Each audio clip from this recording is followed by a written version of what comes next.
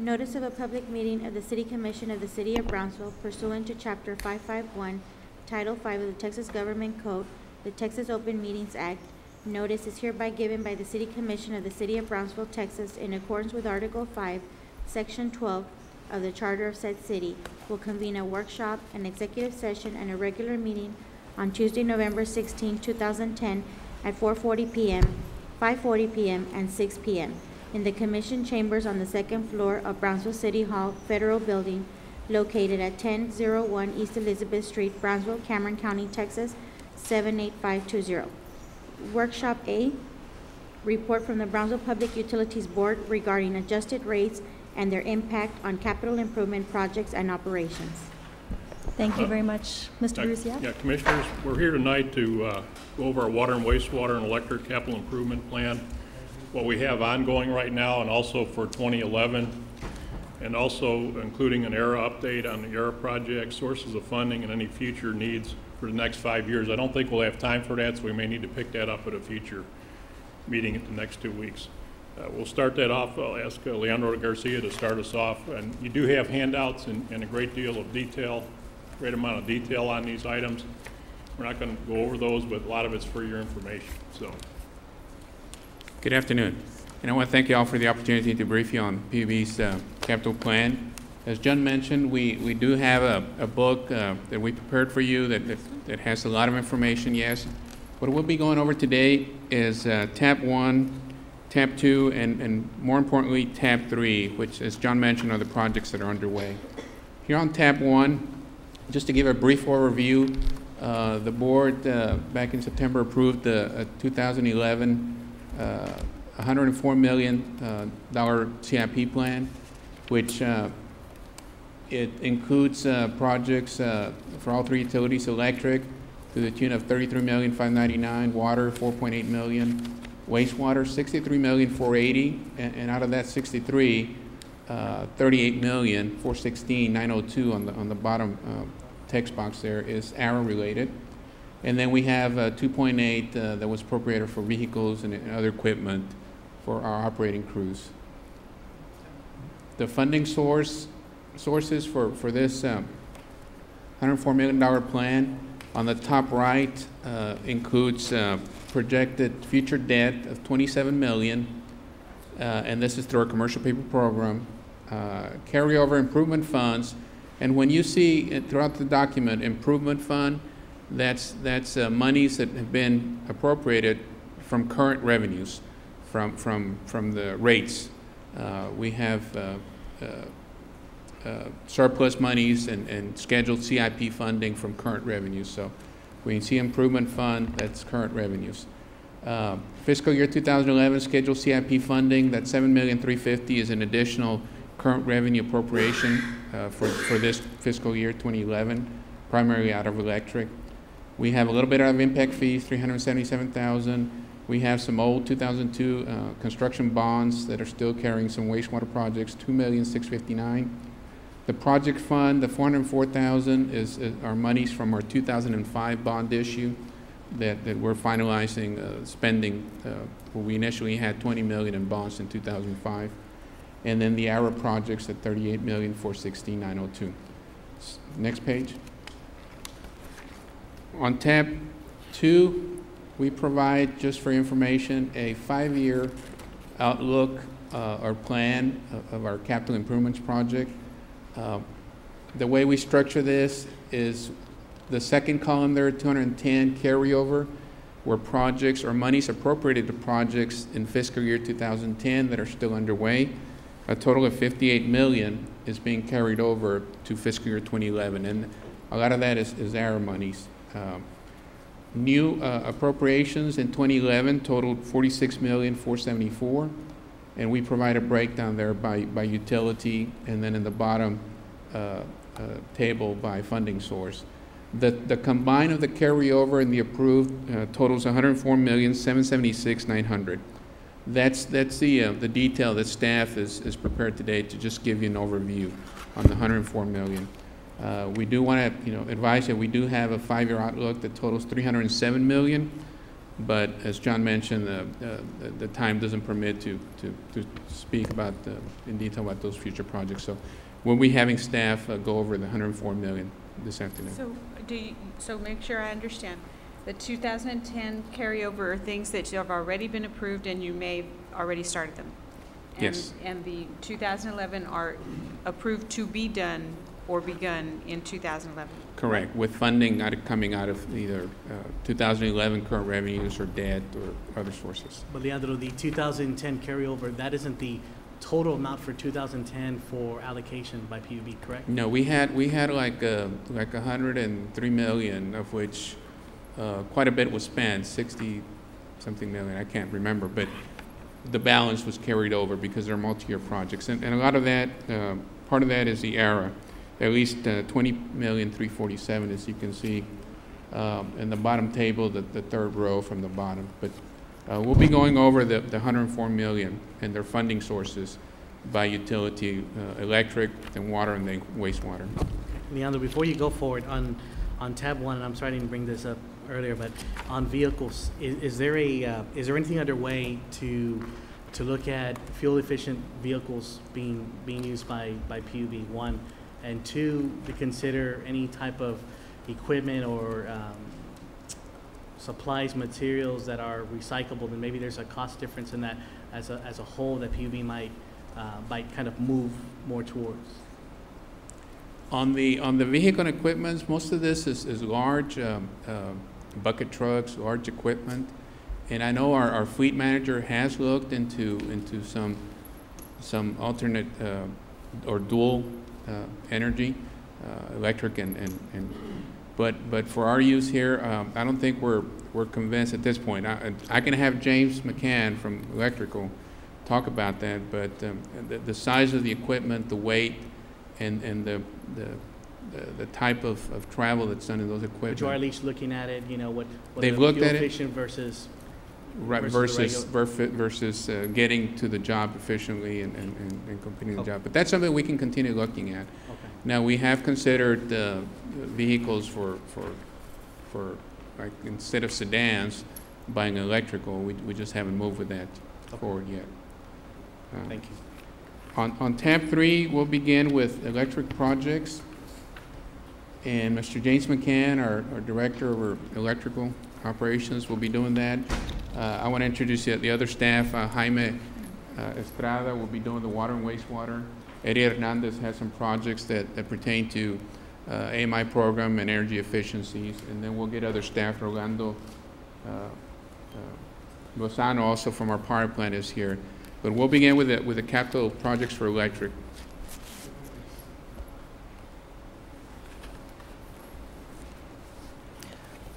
Good afternoon. My name is James McCann. I'm the Director of Power Supply at PUB. And this afternoon, tonight, whatever it takes, I'll be going over 41 projects that are listed and shown on the screen. These vary in cost from $15,000 up to about $12 million. They're composed of about $7 million that's carried over from last year, and about $24 million of new projects for this year, so a total of about $31 million. So I'll be going over these kind of rapidly, but if you want me to stop or slow down, let me know. Project E1 is a capacitor bank switch replacement program. Basically, in our substations, we switch capacitors on and offline to clean up the electrical supply, to make it more efficient. In the past, we've used oil switches. We're changing these out to gas switches, which are more efficient and last longer, take less maintenance, and will pay for themselves in a few years. Project E2, load tap changer controllers. Also on the substations, we regulate the voltage coming out of each area so that it arrives at each home and business at an appropriate level. These are controllers that will replace outmoded equipment in the substations that are no longer practical to maintain. That was our $15,000 one. Also, at our substations, we're replacing our large high-voltage breakers, or at least 2 of those, at the Loma Alta substation. This is the one out near the port. These are expensive pieces of equipment. They replace equipment that was installed 30 to 40 years ago, and again, is no longer feasible to maintain. Project E4 is the same type of replacement substation breakers, except this time at the power plant. Same situation, these 69,000 volt breakers were put in 30 to 40 years ago, no longer practical to maintain. $120,000 for 2. Within our new construction department, we've got 2 projects listed. E5 is capacitor bank control and recloser controls. These are pieces of equipment that go out on the pole line rather than in the substation. They control the capacitors, switch lines on and off in order to improve the electric power quality. Project E6 is replacement of our D15 construction, and this was prevalent out at the port, and what this is metal cross arms on the overhead pole lines. We've run into problems with these with raptors or birds getting caught up in them and being electrocuted. We've come to an agreement with Fish and Wildlife that we would replace these over a period of time, and we're in the process of doing that. In our maintenance department, we've got also 2 projects, E7 and E8. E7 is a cable replacement project along Mexico Boulevard, Calle Amatosa, and East 6th Street. A lot of this cable was installed around the iTech Center. We've been in the process of replacing this to reduce outages in that area. A lot of the equipment is 25, 30, 35 years old, and again, is falling apart at this time. So we've estimated $90,000 to replace 16,000 feet of it. We've got a similar problem at the Brownsville Country Club. We've got cable that was installed 25, 30 years ago, direct buried underneath the ground. Over the years, weather, water, dig-ins have taken their toll on this cable, and it's in need of reconductoring. We're estimating to replace 17,000 feet of cable in the country club, and also 4 pad-mounted switchgear equipment, which has fuses that protect the system. $150,000. In the electrical engineering department, we've got a multitude of projects. Some of them are very basic, some of them more extreme. The carryover projects on the distribution side are about $1.5 million.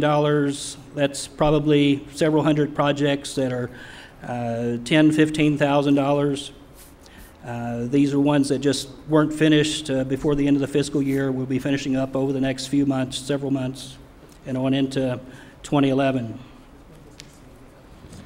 E10 is the transmission carryover project, $3.2 million. As you may know, over the last 6 or 8 years, we've been converting the system from the lower 69,000 volt lines to the 138,000 volt lines in order to improve efficiency, increase capacity being brought into the city. We had several projects going last year, finishing up this year at 3 different substations. E11, security light installations.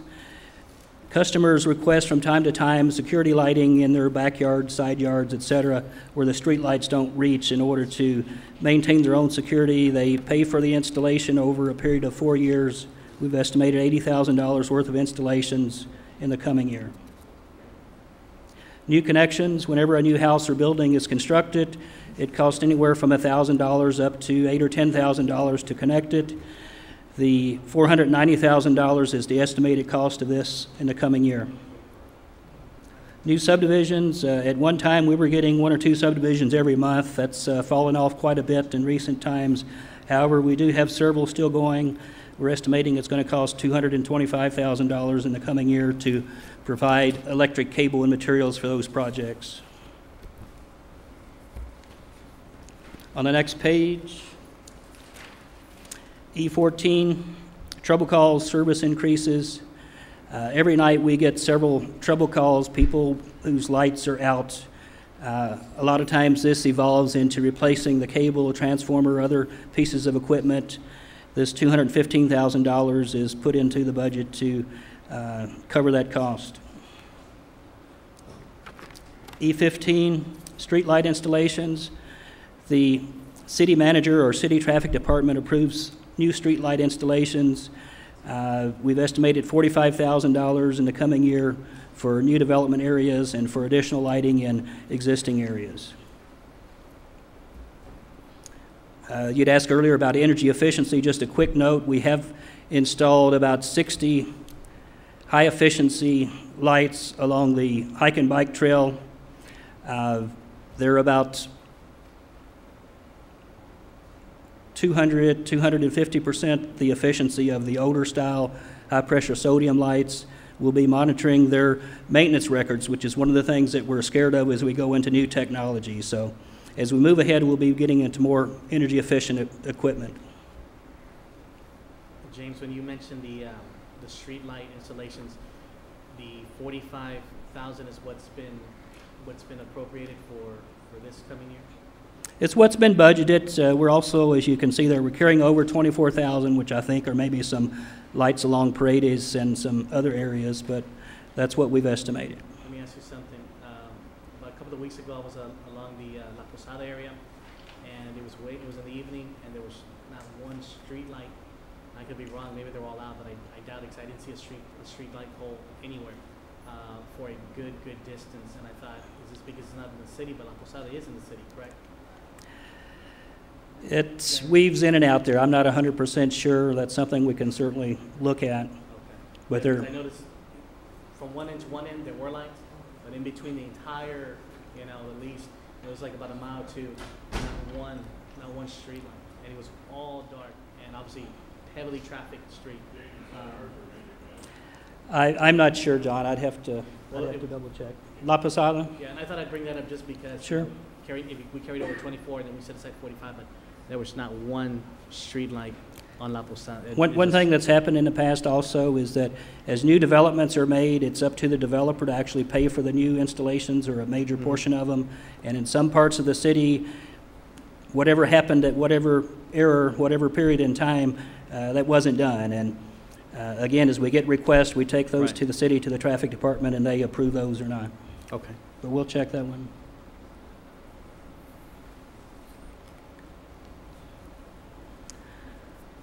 Okay, wood pole replacement. Typically our wood poles last anywhere from 25 to 30 years. We've got some in the ground that are probably over 50 years old. But every 8 or 10 years we'll go around and test each one of them just to make sure it's not ready to fall down. What we found during the last hurricane, the last incident, was that we had several that were tested and still fell down. So this is a preventive maintenance project. We've estimated $400,000 to hire a contractor to do the testing and for PUB to go back and replace the poles. We've also got item E17, another underground replacement at the country club. The previous one was for major lines. This is for minor lines within the subdivision. We're estimating $100,000 for that. E18 is upgrading primary line conductors. As the city continues to grow to fill in the various areas, our lines become overloaded. We typically, when the lines are about 50% overloaded, we look at replacing them because it's economic to do so at that time. We've estimated $240,000 to do that in the coming year, in this year. One example in particular is this next project, E19 Palo Alto Substation Feeder. We found that the area between Palo Alto, the sports park, Alton Lower, on over to Military Highway has grown up over the last 4 to 5 years to where the lines are overloaded, and we're having difficulty maintaining service during the heat of the summer. So we've established projects to extend lines to those areas. $240,000 for the Palo Alto feeder. Upgrade existing primary feeder cable. This is various underground projects around town, $650,000. The same ideal is initially we'll put in a small wire. After 5, 10, 20 years it will need to be replaced. E21, G5110 feeder relocation, Paredes. This is part of our palm tree avoidance program. We've worked successfully with the city and having palm trees moved, having palm trees relocated, having some of them even cut down if there are no other alternatives. But before we do that, we'll even go to this extreme of moving lines away from the palm trees. So this is an effort to save some of the palm trees along Paredes. E22, military highway substation feeders. This is again part of the feeder replacement from Altenglore, Palo Alto on over to military. We've put in a new substation transformer at the military highway substation, and we're extending new circuits out of it at a cost of $59,000. Line capacitors, again, these are efficiency devices that we put on lines in order to improve the voltage and improve the quality of the system. This particular project is aimed at the Titan area and also some out at the Port of Brownsville. And I know we've got the AMI, but can I go ahead and finish up mine and let you come up? Okay. So we'll let Eddie come back for the E24 project. Fuel and Energy Control and SCADA Department, item E32. Backup Control Center design. So a couple of years ago, we arrived at an agreement with the state that in order to be a successful and viable transmission provider, we would need a control center and also a backup control center. So we've written in the plan to build this backup control center. This $413,000 is the design, which we're working on at this time, and we've got the actual construction on down in the budget a little bit further. Also, during the past year, we started, again, as a part of a state and federal inspired infrastructure security program, placing cameras, communications equipment at the substations to alert us in the case of vandalism or espionage or anything else that might happen at the substations to avoid disaster. Associated with this is the next item, E26, fiber optic communication, which will go from our current control center to the new control center. Item E27, $39,000 is to install additional security on our communication system. This would be firewalls and hardwired devices to protect somebody from getting into it and causing damage. E28 is a control system associated with one of the water wastewater backwash systems at a cost of $32,000. So we'll be installing control equipment and communications at those sites. And on my next page, E29, river pumps. Behind Silas Ray on the river, we've got our intakes for the water system. A lot of this has been in for many, many years and is in need of replacement. We've estimated $333,000 to do that. E30, at our lift stations all around town, we don't have adequate communications. We don't really know whether they're running or not at times, so we're putting in additional radios in order to communicate with the larger stations, and we will pick up 20, 25, 30 of those each year for the next several years. Also associated with the wastewater on item E31, we've estimated a cost of $60,000 to upgrade control panels at 3 of our major lift stations. Item E32 is a big one. It's the control backup center that I mentioned earlier. This would be done over several years. We've estimated $12 million for the first year to prepare the land, to finish up planning to do soils and prepare for the actual construction.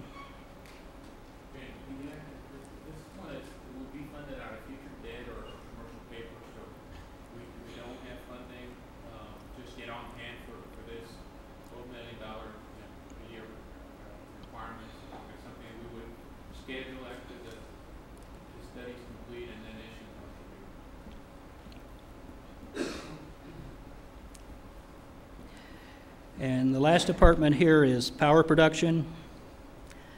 We've got a couple of carryover projects.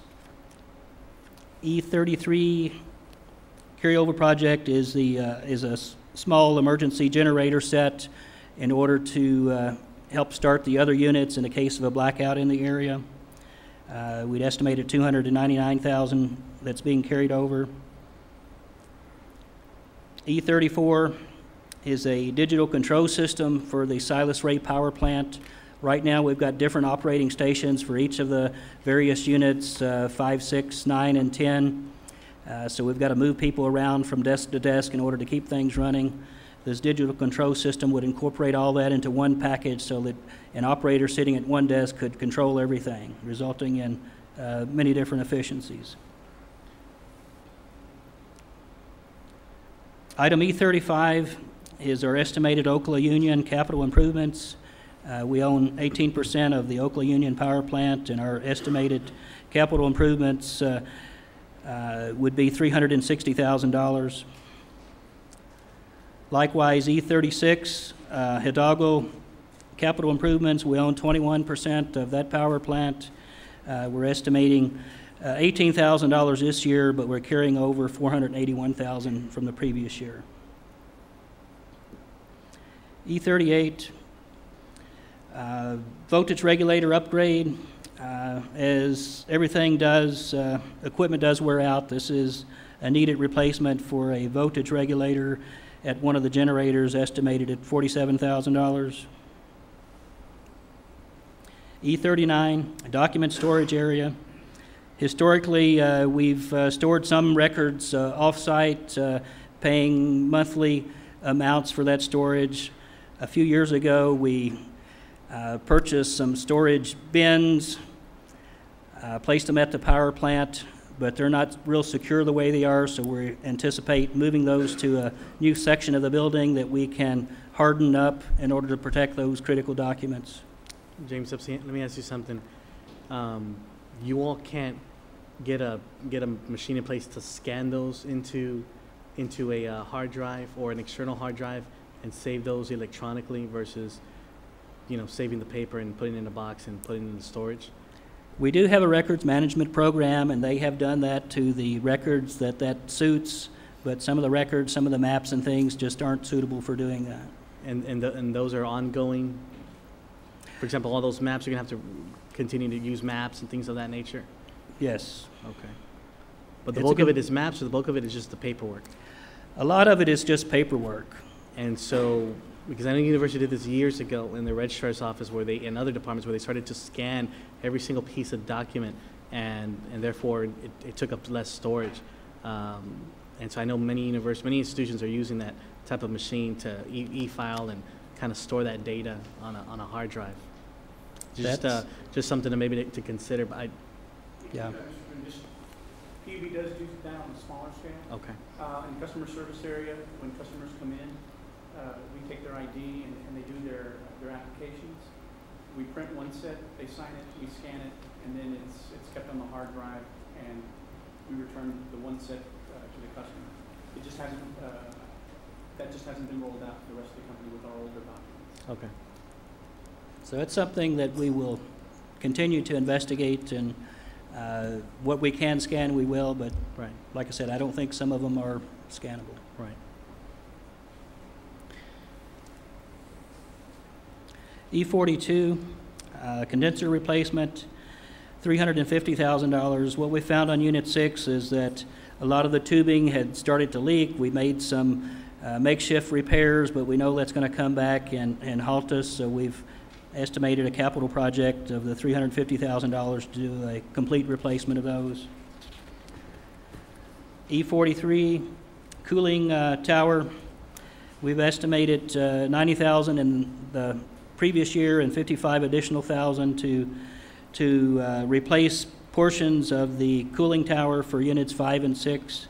And basically this is a corrosive atmosphere with the steam going through the piping and cooling tower. It's got a limited life. They'll be replacing the deck, fans, and other mechanical equipment associated with that. E44, asbestos abatement. Over the last several years, anytime a project comes up in the vicinity of asbestos equipment, we've replaced it. We're down to just a relatively isolated area at this time associated with Unit 6. Over the next few years, we intend to go ahead and remove that and replace it with a more environmentally acceptable material that is safer to work around. That's all that I have. Be glad to answer any questions you might have. Thank you, James. Thanks. Thank you.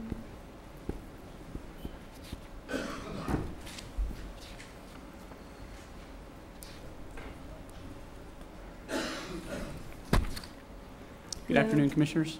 And Mr. Hernandez. How you doing, Eddie? The first project I wanted to talk about was the AMI project.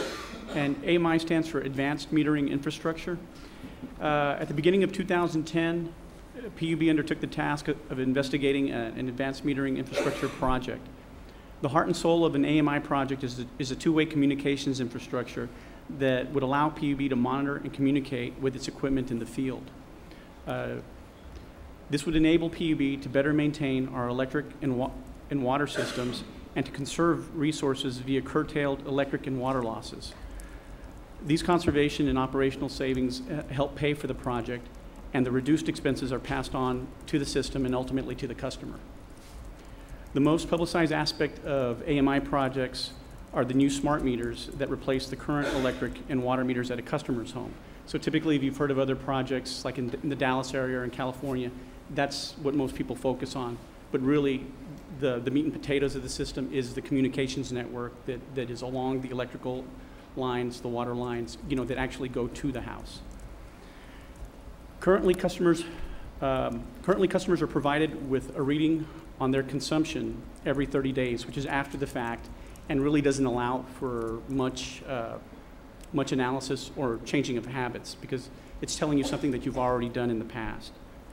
The new meters will allow PUB to provide readings at a daily for the water and at 15-minute intervals for the electric.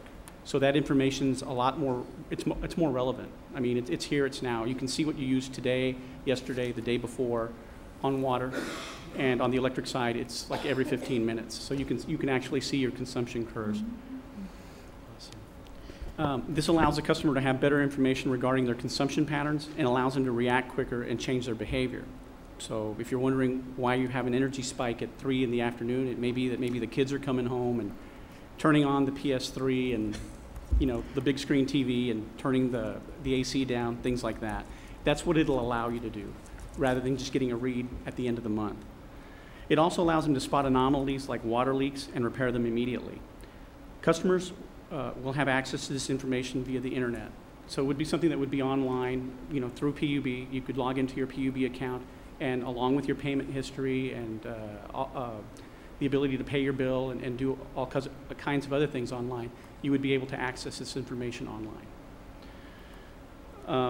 AMI will also enhance our customer service by providing tools to better analyze the customer's account. So for those people who don't have internet access, and we do have a lot of people who come to the building to see us in person, well, we can get online and we can show them right there on their screen. Okay, let's take a look at this and we see what you see. So let's go through this. Let's step through it together and work on the account. AMI also sets a foundation for programs like pay-as-you-go metering, which is becoming more popular across the United States. And that really helps people who have a hard time budgeting, so they can actually pay daily, monthly, weekly, as they please. It also sets up time of use rates and smart appliances. The analysis that PUB conducted earlier this year showed that the project would cost approximately $20 million and take about 3 years to implement. The payback analysis showed that PUB would recover its investment in 4 years by eliminating electric and water losses and other operational efficiencies.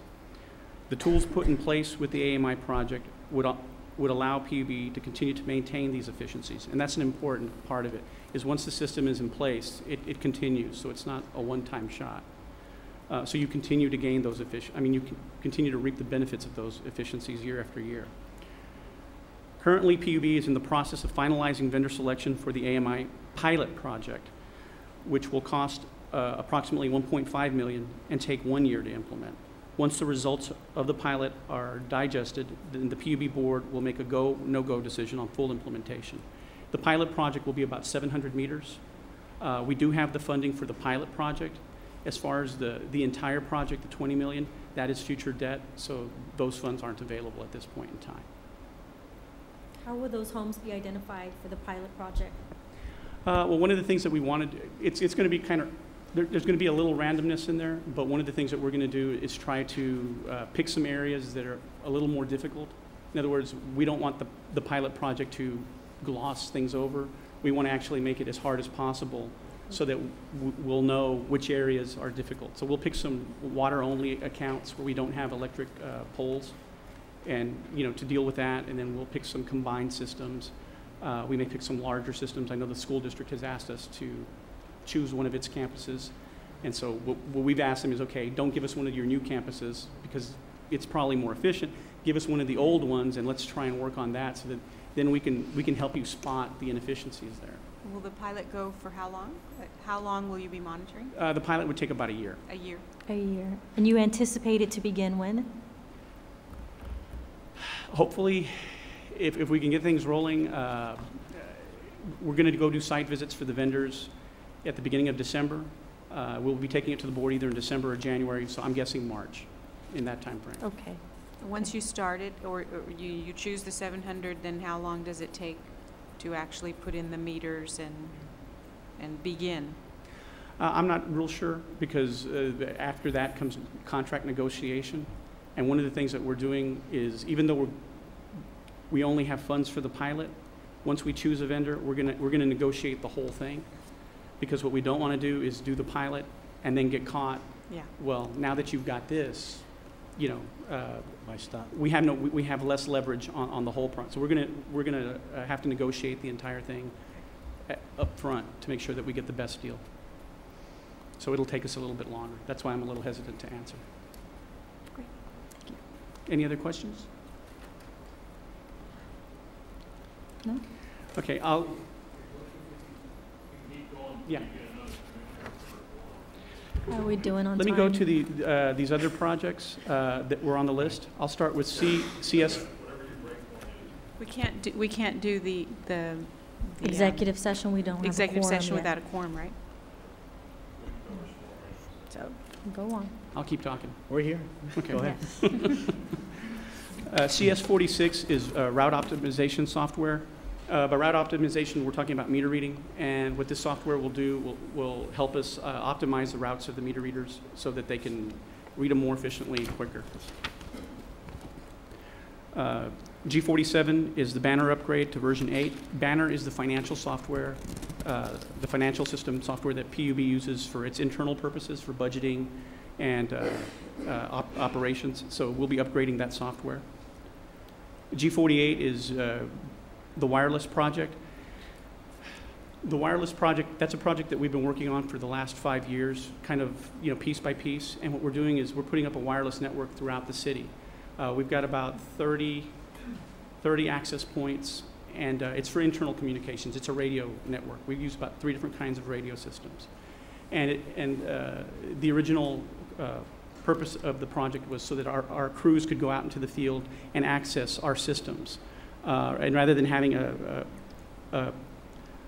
smaller version of that system, a light version of it, which is typically what most areas do, is we wanted to have full access of our systems. So they can access their maps, their work orders, everything throughout the field. And this is a continuation of that project. Server replacement and virtual terminals, the next 2 projects are really combined. We're kind of moving from... I'm sorry to interrupt. On Yes, the ma'am. wireless project, does that mean that the general public can go down to Washington Park and get online? That's not really what we're shooting for at this point in time. What we're looking at is internal communications for our systems. Can that be built upon? Not really? We can take a look at it, but I'm a little hesitant on that area because then you don't know how many users you're going to have, and it's really not meant for surfing the web, Okay. that kind of thing. Well, how about the city's wireless project that we've been? How about the city's wireless project with our MIS? I mean, does it? I mean, do we? I mean, would that help PUB if our parks have wireless or common, city-owned facilities have wireless? Is that something you all can kind of piggyback off of? I'm not sure. I'd have to take a look at it. Really, what we do with our wireless system right now is, like I said, there are 3 different radio systems, and one of them is point-to-point. And what we do with that is we use it as a backup for our network. So if the fiber goes down, say you're at the power plant, the main technology hub is at the PUB main offices. If the connection between us and the power plant or one of the water plants should go down, we have point-to-point radio that we can carry the whole network on those radios. Now, what we're doing, the other kinds of systems that we're putting in place are really meant to extend our communications reach of our systems, the GIS, the FMIS, the CIS, our work order systems, all those kinds of things out into the field so that our personnel can use them. So we really haven't looked at public use of I think it's that. important that both systems can speak to each other, to help vice versa. I mean, whatever Right. city-owned buildings, PUB building, whatever. I hope we can get to that point. We're always happy to cooperate with the city. No problem. Like I said, the next 2 projects, the server replacement and virtual terminals, what we're, for lack of a better analogy, in the old days we used to have mainframes, and they didn't really have a computer at their desk, okay? And over the last, I guess, 15, 20 years, we went away from mainframes and went to individual PCs at everybody's desk because the PCs were very powerful. Well, with virtualization, really you're going right back to the mainframe concept where the item at your desk is not truly a PC. It doesn't have a processor. It doesn't have a whole lot in it. It's just it's more like an internet terminal if you want to think of it that way. And all the beef, the hardcore processing is done back on the server, and you're able to put different applications and share resources. So if one application is taking more resources, then you can it can pull resources and they can share them back and forth because not everything's up at the same time. Right. So that's what those 2 projects are doing is we're moving towards virtualization. Awesome. And I don't know if you want me to cover the.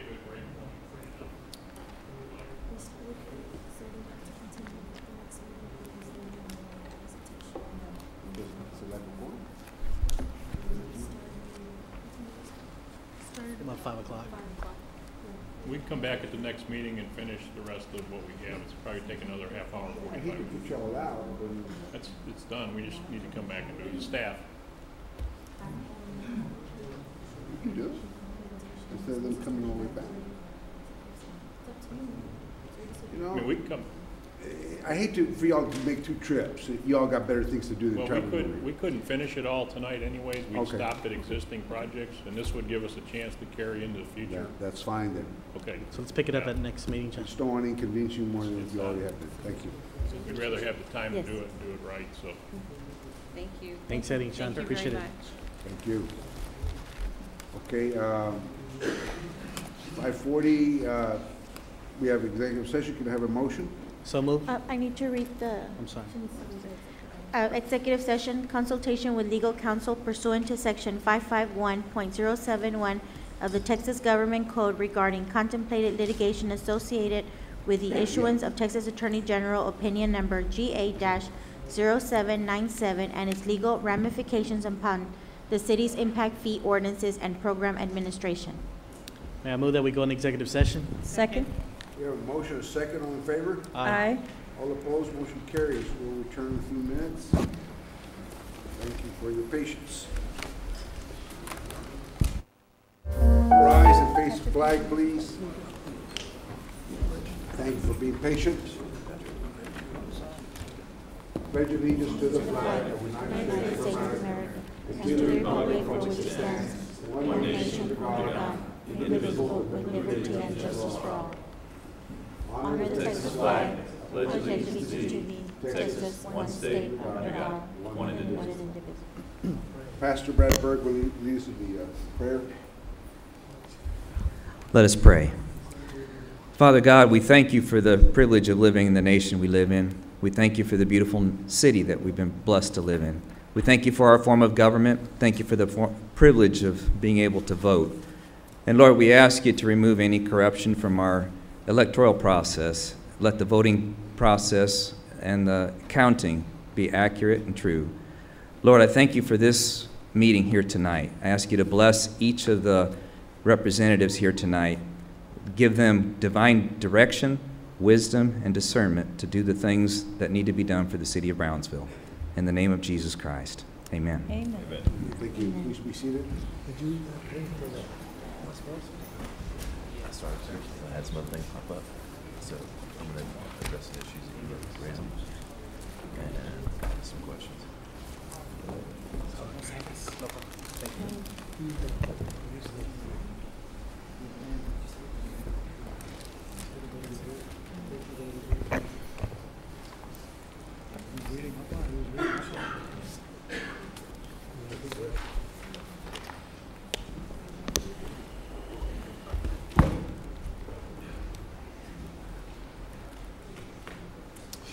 Okay, first item, Did you want to do number 22?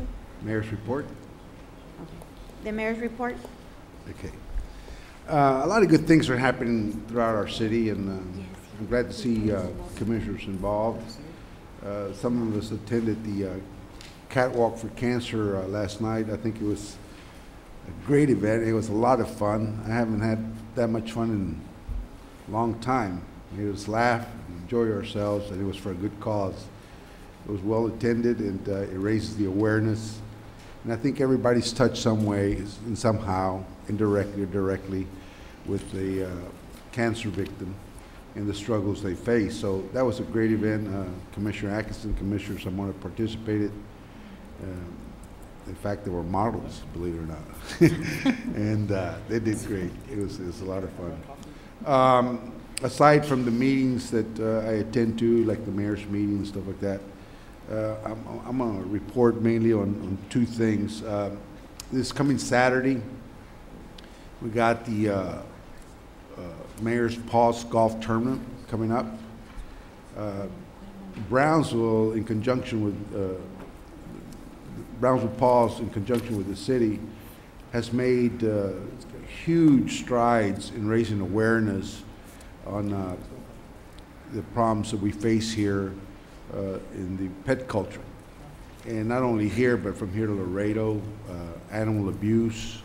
We've been successful in bringing about felony convictions for animal abuse, but also this past weekend, Brownsville Paws had an adopt-a-thon at PetSmart and adopted out 58 pets, which is a good number. 58 less that will be euthanized. So they continue to work very hard, and this weekend we're going to have a golf tournament at VICC. For those golfers that want to participate, tee time's 8:30. It's a 3-man Florida Scramble format with a single-digit 36 handicap. Tee time's at 8:30 Saturday at VICC, and we're still welcome sponsors and golfers to attend. The other thing I wanted to report on is that the city, we have such great employees, and people, I think, don't value them as like they should. Whether it's public works or transportation, management, they face a challenge every day to keep your city running. And when one of them gets recognized for their work, it's important to make it known to the community. And I'm going to read to you what a letter was sent to me by the Government Finance Officers Association. And it says, "Dear Mayor Ahumada, we are pleased to notify you that your comprehensive annual financial report for the fiscal year ended September 30th, 2009 qualifies for a Certificate of Achievement for Excellence in Financial Reporting. The Certificate of Achievement is the highest form of recognition in governmental accounting and financial reporting, and its attainment represents a significant accomplishment by government and its management. The Certificate of Achievement plaque will be shipped to Pete Gonzalez, Deputy City Manager, CFO." This is great. Let's give Pete a hand of applause.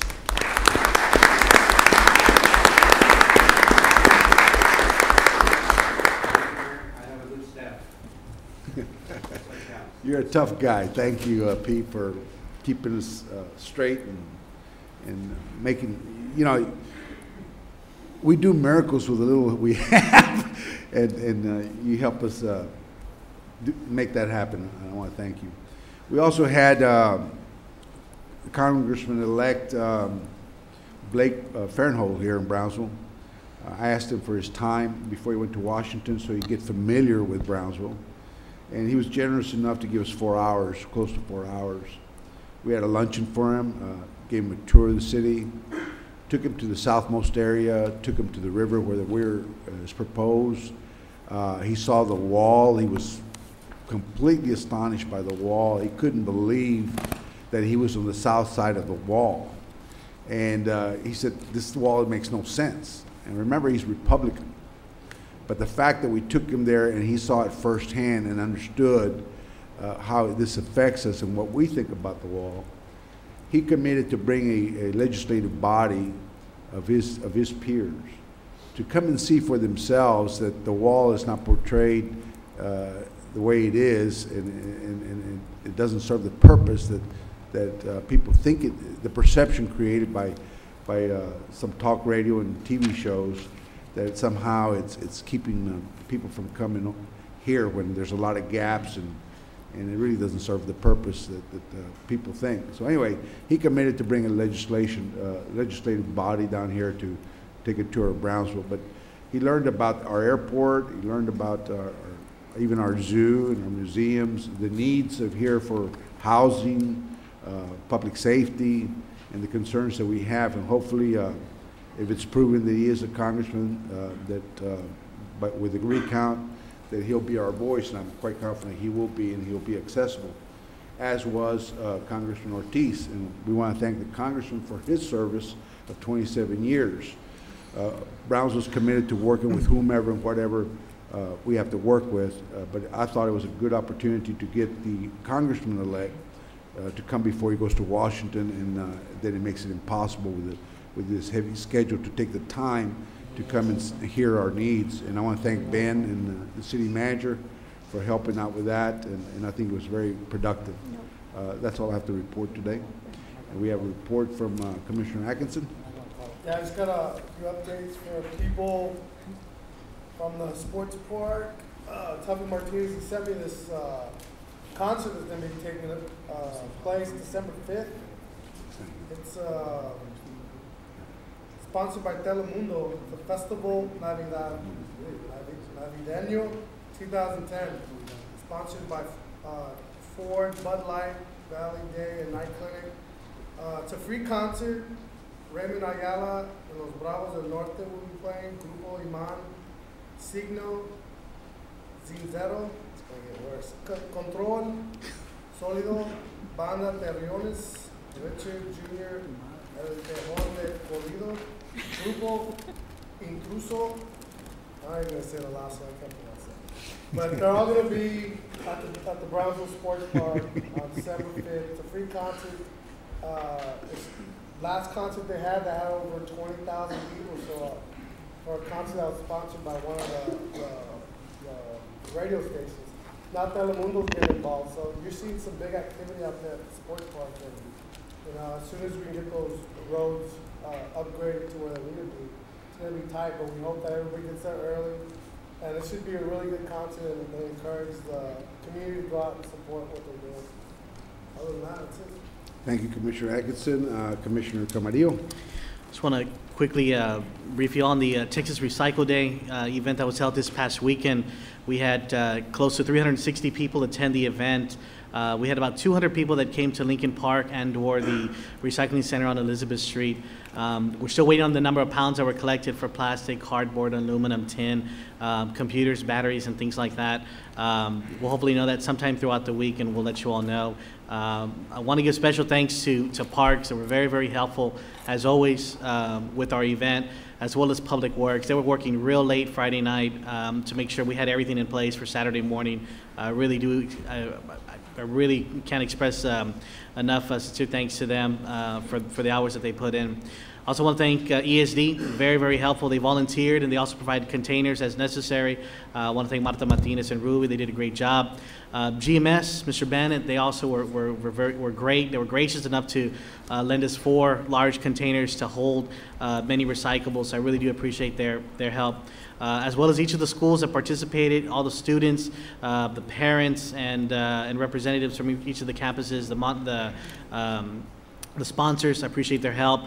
Brownsville Scrap Paper, they provided smaller bins for the project. I thank them, as well as BFI and Allied Waste for providing cardboard containers that we used around City Hall and various other locations. Again, thanks to all the volunteers and especially Hilario and Roberto from Public Works. These are 2 individuals that have been working hours and hours each and every day to make sure everything is kind of geared to function on the day of the event. So I really appreciate their hard work and their efforts being used for Texas Recycle Day. And it seems like every single week there's an event going on for Keep Brownsville Beautiful, and they're very committed. So I really appreciate all that they do. That concludes my report, Mayor. Thank you, Commissioner. I left 2 things out.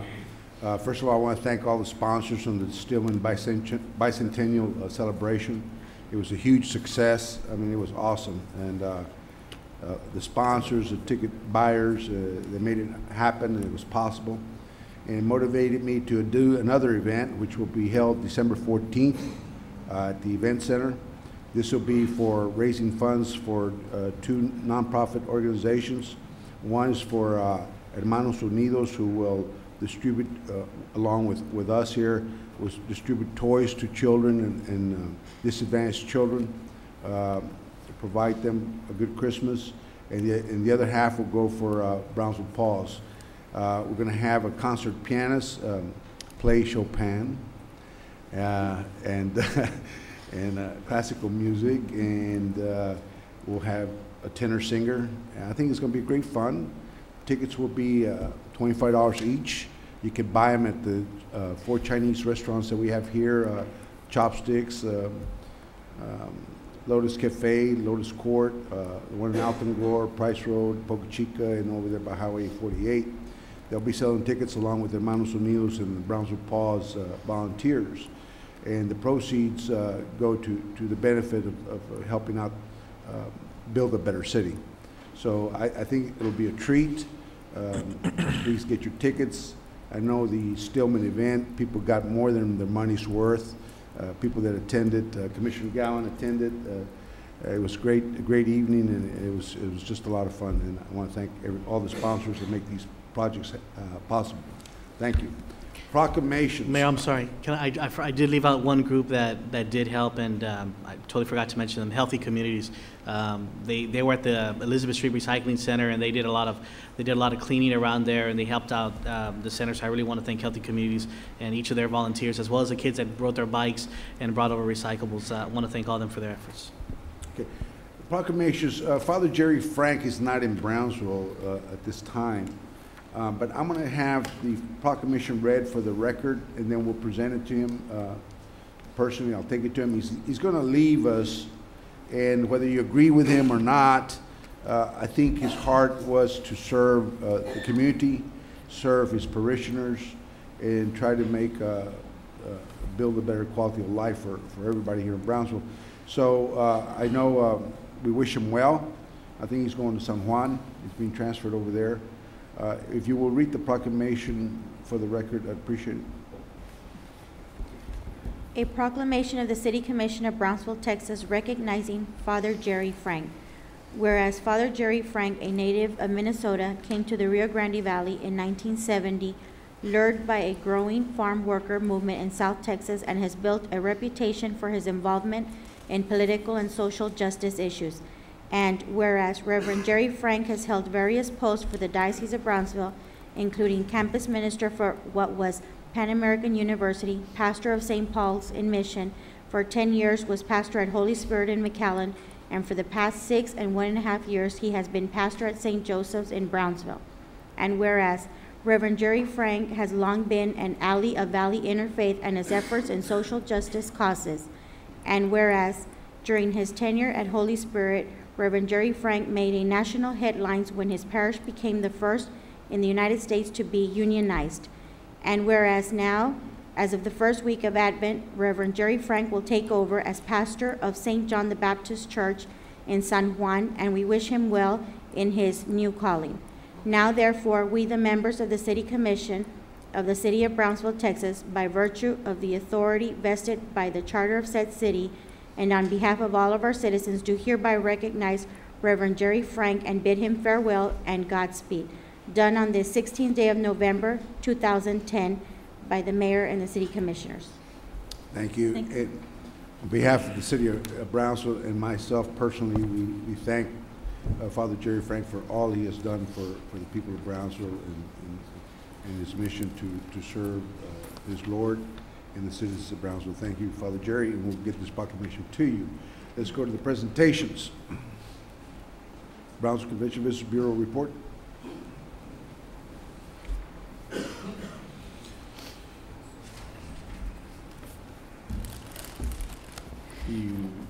Mayor and Commissioners, thank you very much for this opportunity. I hope the PowerPoint works. If not, I'll just give you some highlights. Commissioner Atkinson mentioned something about the sports park a few minutes ago about a concert on December the 5th.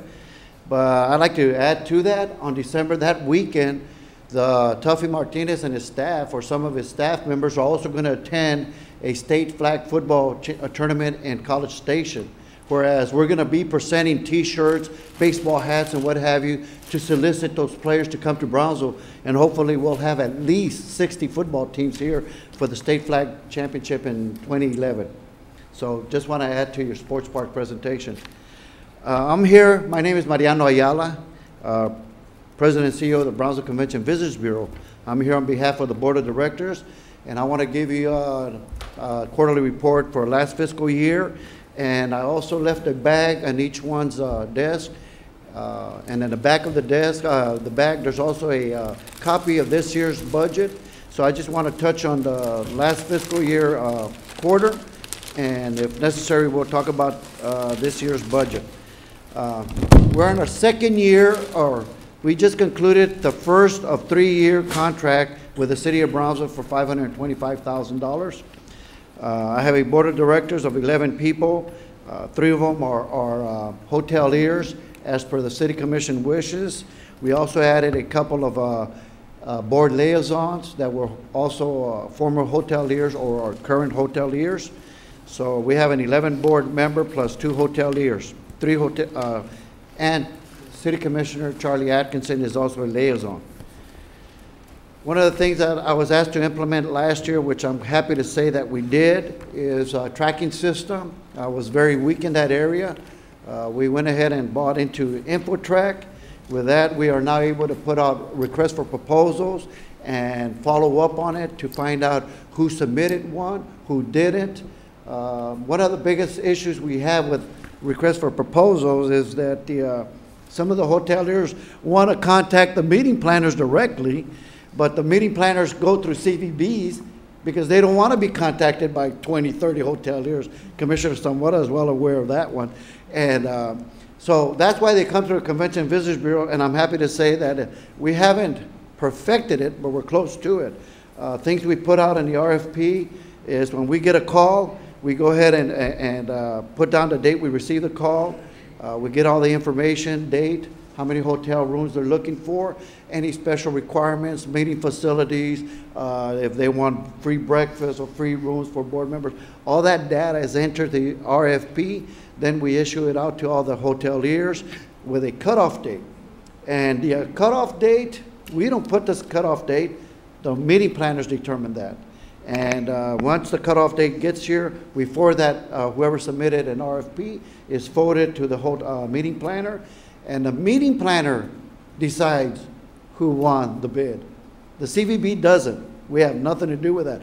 We're just a gatherer of information. We forward that, and then once it's won, we find out who won it. We give the contact information to the winning hotel, and then hopefully the hotelier, the hotel will give us that information. Something that we've had a little bit of trouble with because we really didn't ask before, so I don't blame the hoteliers.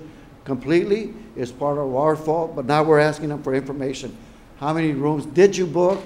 How much do you, what was your rate? And of course, we keep that confidential. Then we're looking at to restaurants to find out how many people have been out there eating and what have you. And hopefully, we start gathering that information, because an important part of data is history. And we didn't have any history. Now we're gathering history. And with that history, we also became a part of TexMet. It's part of Texas Association of Convention Visitors Bureau. We had not been a member of that, and what that allows us to do, there are CVBs throughout the state of Texas that when they have a conference or a convention at their city, they have to enter that data into TexMec, and anyone that's a member of that is now allowed to get that information and use that information in the future should they be able to get one of those conferences in their city. So once again, it's something that we weren't well versed in, and we're starting to fine tune it, and I'm glad to say that it's starting to work. So Commissioner Congratulations on thank that. you, ma'am. I'm elated to hear the news. Can you tell me who's providing the training for the InfoTrack? Yes, ma'am. John Paradiso Company, they came up with that program, and they came to Brownsville and trained 2 of my staff members for 3 days, and they're at beck and call. So another thing that was asked for us, from us by the City Commission for last year was to get community members involved, hoteliers involved, as the chamber, BEDC, BCIC, museums, and what have you, into the marketing plan of the Convention Visitors Bureau. Well, I'm glad to say that our board liaison, Mr. Hector Hernandez, volunteered to have that meeting, and he had 3 meetings with about 15 to 20 people attended, and it was well attended with a lot of input from even the airport was there. We had a bus there, the chamber, BEDC, and what have you. So we did have input from the city, citywide involvement. So once again, we followed up on something that the City Commission asked the CVB to do, and you know what? That was a great idea, and I appreciate that input.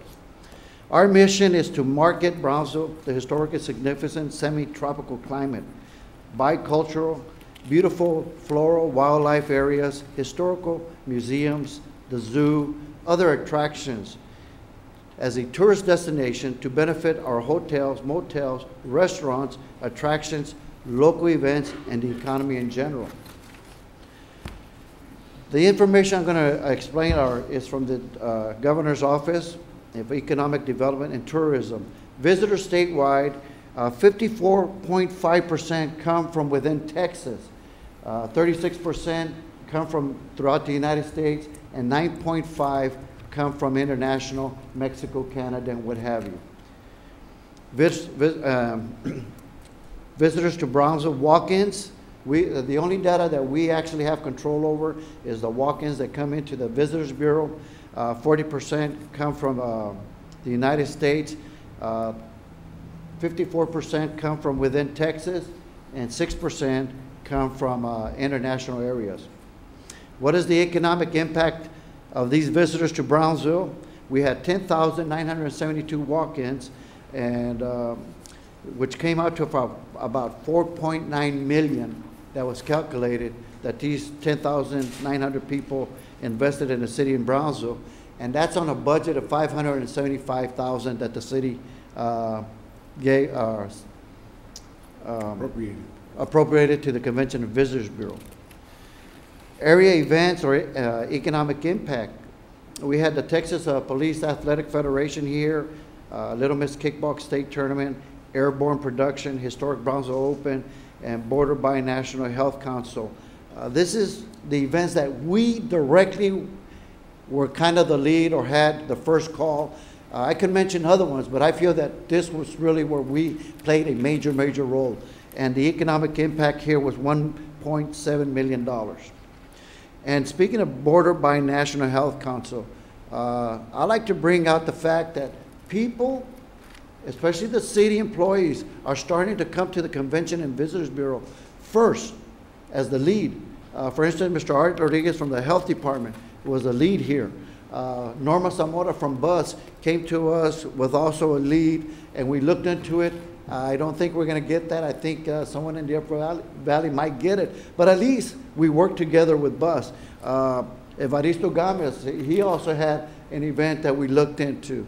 And of course, the sports park and Parks and Recreation, well, I call that a gimme, like they say in golf. We work hand in hand. But I want to say, Brownsville is really uniting. You mentioned that, Mayor. And that's no joke. We're starting to see more and more of us come together for the betterment of Brownsville, and it's starting to work. As far as visitor spending in the Brownsville, Harlingen metropolitan area, accommodations is 25% of the spending of 13.8 million. If you notice that. Total visitor spending in 2009 was 663 million. Tax receipts, local tax was 13.8 million. In our metropolitan area, 25% was accommodation. Food and beverage was 20%. Retail was 21%. Arts and entertainment was 10%. Food, and that means groceries and what have you, was 9%. Other, 15%. What's the approach? Our strategic approach? We promote quality of life, natural attractions, ecotourism, our zoo, our 2 beaches. We encourage tourism by extended visitor stay. In other words, to benefit the whole hotels more than one day. We're trying to get people to stay here more than one day. The way we do it, of course, is by targeting certain audiences. We develop a comprehensive communications approach, which includes public relations, marketing, and advertising. And one of the things I like to tell the general public, that's a key ingredient to marketing Brownsville, is each individual Brownsville. We all each a salesman of our city. If everyone goes out there and starts bragging about what we have here in Brownsville, and there's a lot to do here in Brownsville, you become a salesperson for the city, and because of what you say and do, you might help us get a conference or a convention or a sporting tournament or what have you. Our market, we tend to market Texas 500 miles from our city. Why? Because the economy is tough. People don't travel as far anymore, so we're concentrated on a 500-mile radius in Brownsville.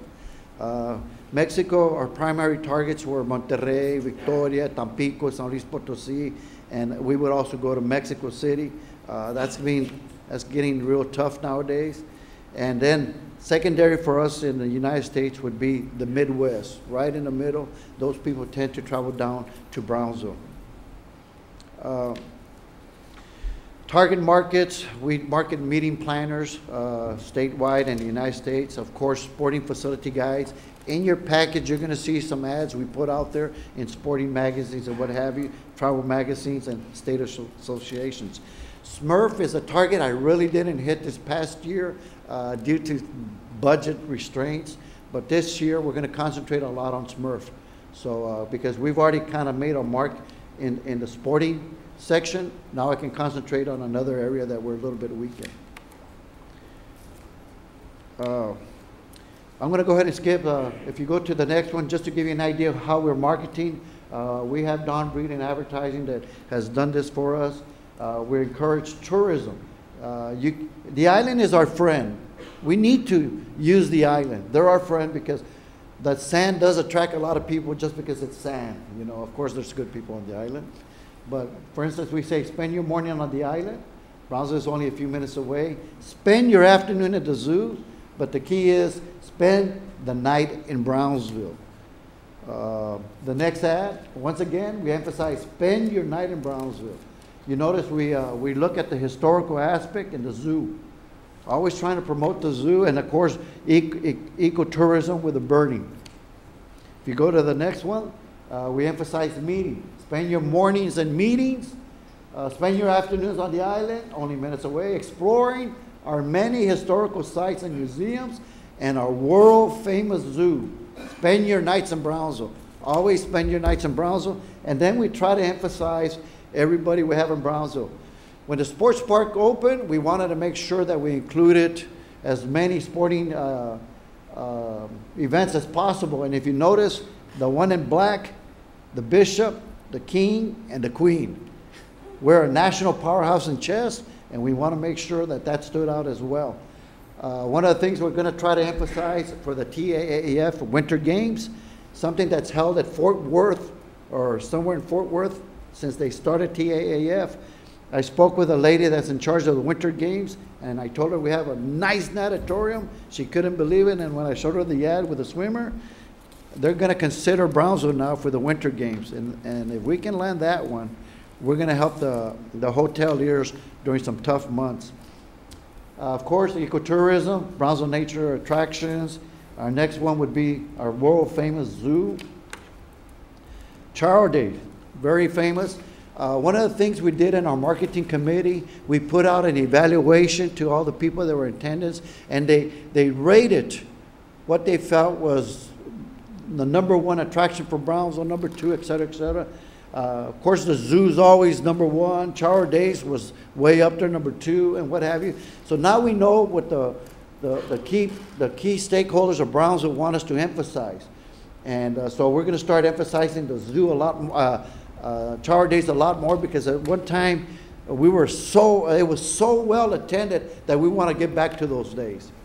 If you skip a couple, historical, border cultural, museums, and of course, we also emphasize a lot of shopping to the Mexican people. Next one. If you know, compra, juega, descansa. Compra, juega, descansa. Golf, shopping, and shop, play, and stay. Amistoso, histórico, económico. We're trying to emphasize we're always friendly, we're historic, but we also, you can save money, okay? Next one, we had the Brownsville Historic open for 2 years. Our board evaluated it. We didn't get enough heads and beds. We gave it the old All-American shot. We got great exposure worldwide. We had players from Malaysia, Korea, Switzerland, Finland, China, England, Austin, South Dakota, Mexico, but it didn't bring in the heads and beds, so we went ahead and we're able to not have to do the 3rd year. So we're no longer going to have the Brownsville Open, but people ask me, how much did you lose? Well, it's not how much we lost, it's we invested X amount of dollars with the hopes that we would get heads and beds to make up for the investment we made. And it didn't happen. Our board evaluated, so we're not going to have it again. So we tried. This next slide, I'm very excited about. We have 2 electronic billboards in San Antonio, like the one right outside the mall, Sunrise Mall. And if you notice what we did, in September we start with a white wing hunting in the state.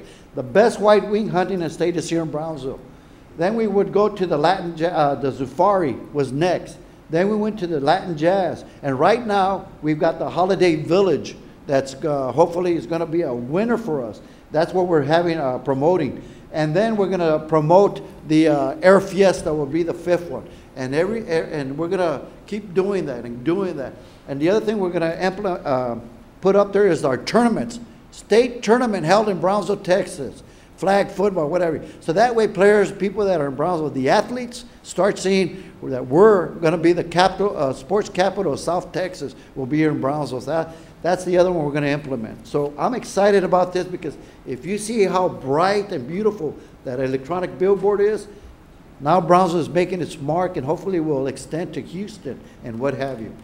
So I'm very excited, as you can tell, about this. And I want to thank Don Breeden. He's doing a great job. This is very colorful, and it says a lot about Brownsville. Of course, there at the Convention and Visitors Bureau, something that I always wanted to see in Brownsville was a Welcome to Brownsville sign. And I'm happy to say that people now stand in front of this mural and take pictures, and they take them back home and show it to their friends and what have you. And the first thing they see above their heads is Welcome to Brownsville. Welcome to Brownsville. So they become marketing people for us. And that was the whole emphasis of having this mural out there. Magazines, Texas Monthly, and you have copies of some of the ads. Texas Monthly, Texas Highway, Mexican. We did newspapers, San Luis, Monterrey, Victoria, Tampico. We also used the shopping and et cetera, et cetera. So that's self-explanatory. One of the things we do like to do is postcards on the next one. If anybody is going on a trip, please come by the Bureau, take a handful of postcards. I'll give you a discount. Depending where you go, I might give it to you. But these cost money, but guess what? I'll help you promote it. If you promote the city of Brownsville, I'll hand you a handful of these.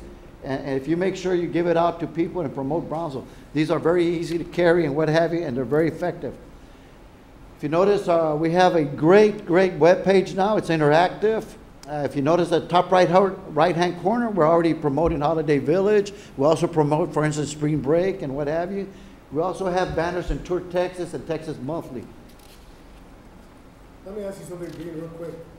I know the image you came out with, I know Don Regan does a great job with promoting Brownsville and the type of look that Brownsville has. Have you all gone to the Brownsville airport and try to do the advertising for Brownsville airport? I know we're coming out with the Pan Am Airways, and there's a lot of things going on in the airport in the near future that we want to promote. We might even be getting another airline, by the way. So that goes from Monterrey to Brownsville. Yes. So is there like a miscommunication? I think Millar and Hollander had it a while back. I don't know if they still do. Do y'all know anything about it? They still have it. They still have yes, it? Sir. Yes, sir. They do. But do y'all work with them, or what's the deal? Yeah, I've attended a couple of, and City Manager Cavler had asked me once to attend a airport and airline conference in San Diego to help Mr. Michael Jones and the airport see if we could solicit an airline over here. Because some people that I talk to, like, what Brownsville Convention Visitors is doing with the pictures and the promotion of Brownsville isn't correlating with what our airport's doing with some of the pictures and advertisement they doing. I mean, is that something we need to fix, or? I think so too. I agree with you, Commissioner Atkinson. I think that our image and our branding should be consistent overall and encompassing. And when you have two different marketing campaigns that could quite possibly conflict, then we're sending a mixed message to our prospective consumers. I will be more than happy to sit down with Mr. Larry Brown and visit how we can work together and come up with a consistent marketing plan. I will be more than happy to do that. And I will take the lead on that. Thank you. Yes. Being real quick on your website, do you Yes, highlight our parks and the trails and the linear park and all that? We haven't gone to the parks and the trails yet. Okay, 'cause I think we should. If they're going to come down, they want to spend the night. They bring their bikes or whatever. They can go to each, and we can promote I forget how many miles of trails we have here in Brownsville. 9. Well, that one's well, no, I think it's more than that. Okay, it's more that than one. It's more than a triple or more, but I think that'd be something to kind of tie into when they do come and they stay, go to one of our parks, whatever.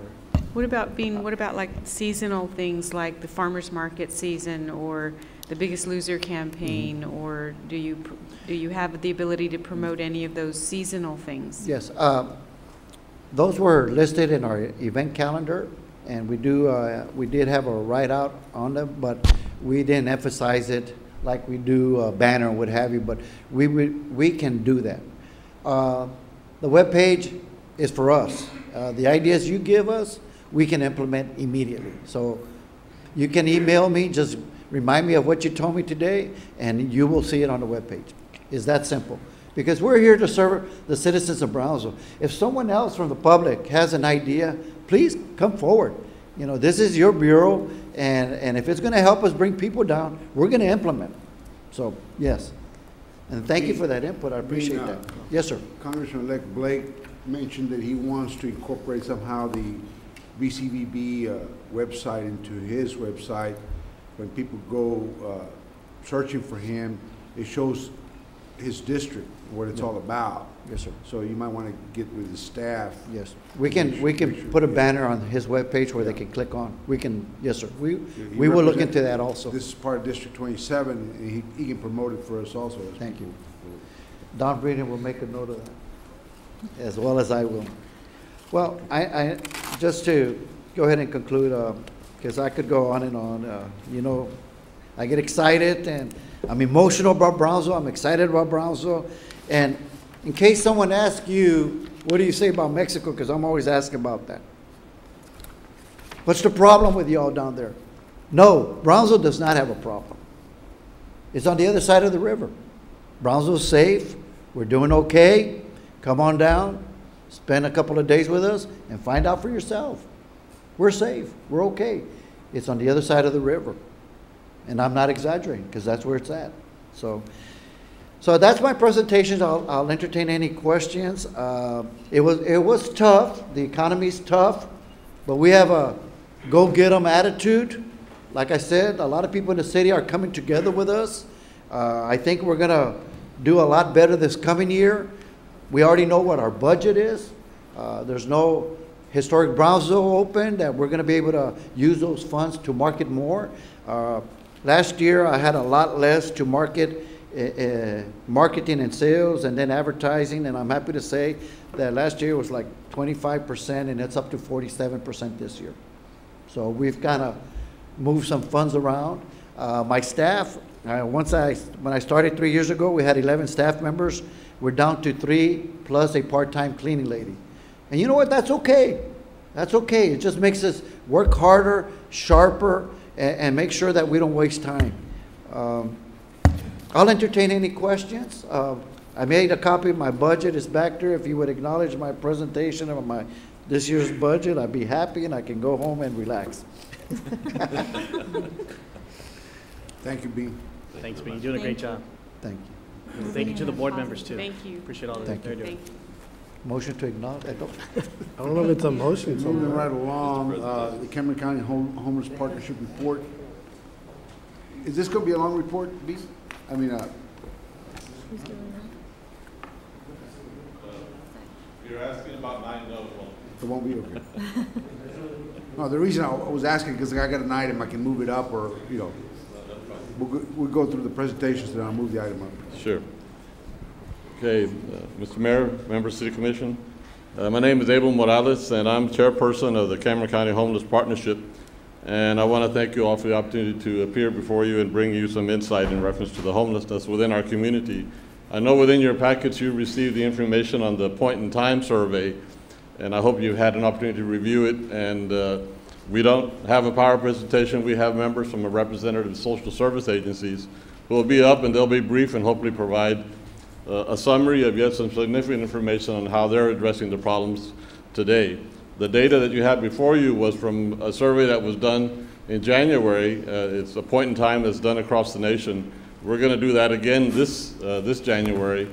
And at the same time, I just want to acknowledge that the evidence there's evidence to acknowledge that this marginalized population continue to be within our community, but yet services are being rendered and solutions are being offered, and yet the opportunity exists to sort of achieve more if we can. And I think this opportunity above the resolution, the data presented to you all, provides a greater opportunity for communications and collaboration.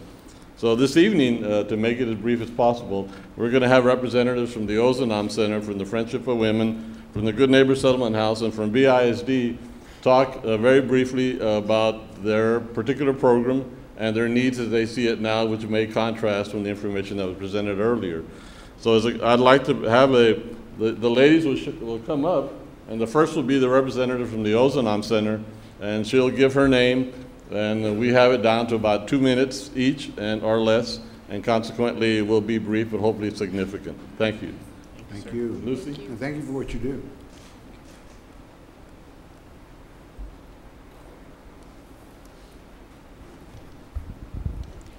Good evening. My name is Lucia Hernandez. I'm a representative from the Ozanam Center. Technically what I do is I kind of like give administration support. My title there is Technical Publications Writer, the AKA grant writer. I've been there close to 3 years, and this year and a half, I've seen a great need. For example, we've seen a whole bunch of families coming in needing our services for emergency shelter and transitional housing. The emergency shelter, transitional housing technically is for the limited time that we have. That is for 30 days. We also provide the 3 meals a day. With that, too, we also provide a form of clothing and food pantry services. The other thing that we also do is we also try to fulfill every client's needs as quick as possible. Because some of them, what I have seen is they go into a form of like desperation and depression. We've also seen a need for a form of, you could say, counseling services for this, type of so-called need. So, there is a great need out there. A new form of program that we've headed off this current year is called the Homeless Prevention Rapid Rehousing Program. And technically what that program does is we assist individuals on that particular borderline where they have been reduced hours at their employment for X amount of reasons, right? And they find themselves, before they get into the homelessness situation where they're going to be evicted, where they're going to be asked to leave their premises or what have you from their former house or dwelling, is that we assist those families. And we've assisted close to 96 households within this coming year, just for that particular program itself. We also work in collaboration with our other agencies to make sure that they fulfill a need. If we can't provide that particular need, we'll give you a reference to somebody else. We can't, we'll find somebody else that can help you. The other thing that we've also seen, a lot of families coming in with more than 4 children who are in services of the homeless youth program. And sometimes we're kind of like budgeting here and there to make sure that they have the adequate school supplies, if not the adequate school supplies, proper clothing, proper gym stuff, after school tutorial, that sort of situation. And, there's a lot of families that have been coming in due to the recession from outer states, such as there's one that I remember, a family of 4 that just picked up and left off from Hawaii, and then they traveled to California. From California, they were there for roughly 2 years. That's when the recession started. After that, they had nowhere else to go but to head south, and that was us. That's just a couple of stories. Thank you. Thank you. And I've sent people over there to you. Excuse me? I have sent homeless people. Yes. Thank you for what you do.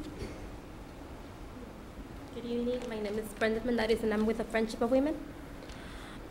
Friendship of Women provides emergency shelter and other supportive services to victims of domestic violence and sexual assault in southern Cameron County. Victims can receive free and confidential services at FOW Outreach Office. Some of the services the agency provides are food and clothing, crisis intervention, a 24-hour hotline, child advocacy services, homeless prevention assistance, and counseling.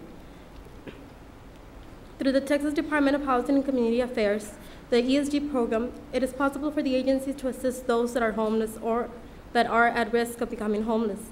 A homeless individual is defined as an individual who lacks a fixed, regular, and adequate nighttime residence, or an individual whose primary nighttime residence is a supervised public or private operated shelter designed to provide temporary live-in accommodations, or an institution that provides a temporary residence for individuals intended to be institutionalized, or a public or private place not designated for or ordinarily used as a regular sleeping accommodation for human beings.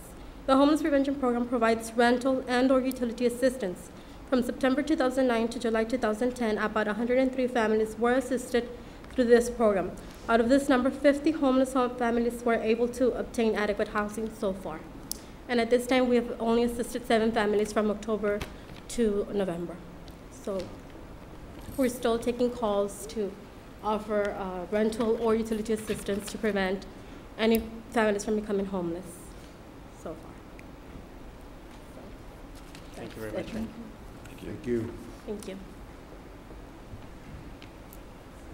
Hello. My name is Belinda. I'm the administrative assistant for Good Neighbor Settlement House. Mr. Rosales apologizes for not being able to attend and provide this presentation. Good Neighbor has been around since 1953. Not only are we a multi-service agency, but we're also a soup kitchen, and we're the only soup kitchen here in the lower Rio Grande Valley. Besides Brownsville having Ozanam as a homeless shelter, there's also Harlingen. So after the 30 days in Ozanam, most of the homeless have to travel all the way to Harlingen, to the Fishes and Loaves homeless shelter there to seek assistance. Once those 30 days are up, they have to go all the way to McAllen, to the Salvation Army, to seek more assistance if they are not able to get back on their feet. Luckily, Brownsville is unique in a way that not only does it have a homeless shelter, but we also have a soup kitchen. What we provide for those people that have already exhausted their extension of 30 days there, if they're trying to get back on their feet, they need an address to get those assistance for social services like food stamps, housing, and other needs that they are trying to get back on their feet. What Good Neighbor does is, besides providing for the needy men, women, and children that are in our community, we not only provide the basic necessities like 3 hot meals a day, showers, change of clothes for our homeless, but we also provide long-distance service, telephone calls, so that way they can get their information that they need from out of state, like for birth certificates, IDs, also to communicate with family to let them know what there are. But also we provide our address, so that way they can receive their information, like for food stamps or housing or whatnot, using our address so that way they can get on their feet quicker. Besides those other services that we have, the basic necessities, we also have tutoring programs for our children living within our surrounding area, other educational programs like ESL, basic training for individuals that want to try to do like a little job for like making candy apples to sell, things of like that nature, to kind of quickly try to come up with some income if they're not able to speak proper English, if they're illiterate. We also try to resource those individuals out to other agencies that we work together with, like adult literacy. We also work closely with churches that offer ESL, GED that are free to the public. And we also provide the home rental utility assistance program through HPRP, as well as the emergency shelter program for those individuals that have either lost their job, that are receiving unemployment benefits, that have or suffered a reduction in their salaries and hours in work. So we try to help those individuals also to get back on their feet, and also so to prevent them to become homeless. Good Neighbor since 2008 has seen an increase, about 35% increase in our soup kitchen lines, about 25% increase in our emergency pantry that we offer to families. Good Neighbor has since seen people struggle in finding part-time jobs, permanent work, but with individuals lacking in education, literacy, communication skills, transportation, counseling, and with the increase of foreclosures here in Brownsville, it's kind of difficult for families to find habitable as well as affordable apartments where they can live as a family. With this economic crisis that's going on, we've been seeing a lot of that lately. And with the programs that we have been able to help a lot of families. We've serviced already 112 families through our rental assistance program, but there's still a great need, especially for health care, especially for counseling, especially in these times right now where it's very stressful for the head of households to find jobs, to make ends meet, to provide for their children. And there's a lot of depression, there's a lot of stress for those head of households, and to find counseling for them as well as health care, it's been very difficult to provide. Thank you very much. Thank you. Thank you. Good evening, Mr. Mayor, City Commissioners. My name is Diana Clow, and I work with the Brownsville Independent School District. Our department is known as the Homeless Department. Our office is at Martin Elementary, and what we do is provide services, support services, if you would, not only within our school system, but with those, my partners, in our community. We make referrals to them on a daily basis, and of course, referrals to our district departments also on a daily basis. From this school year, on our 2010-2011 school year, we have serviced over 567 kids as identified as being homeless. Some of them are, of course, at Friendship of Women, Ozanam Homeless Shelter. They live in our motels.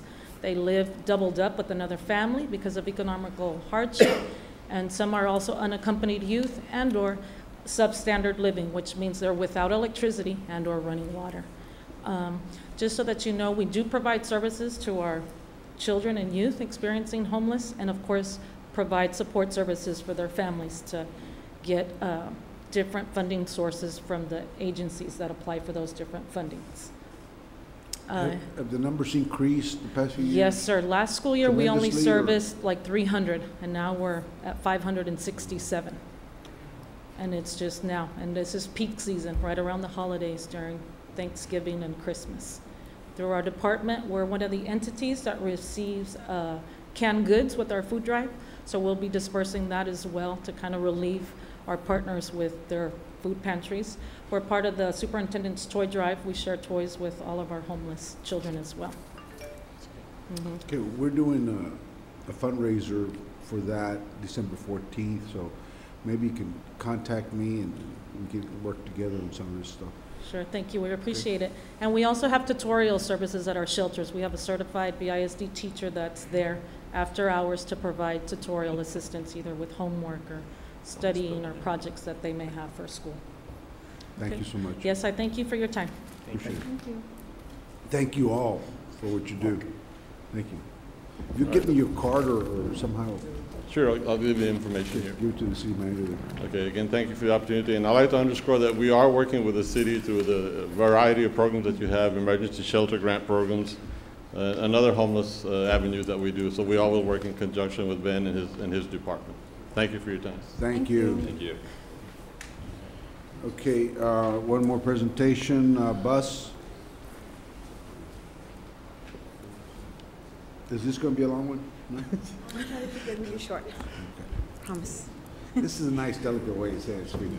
Basically.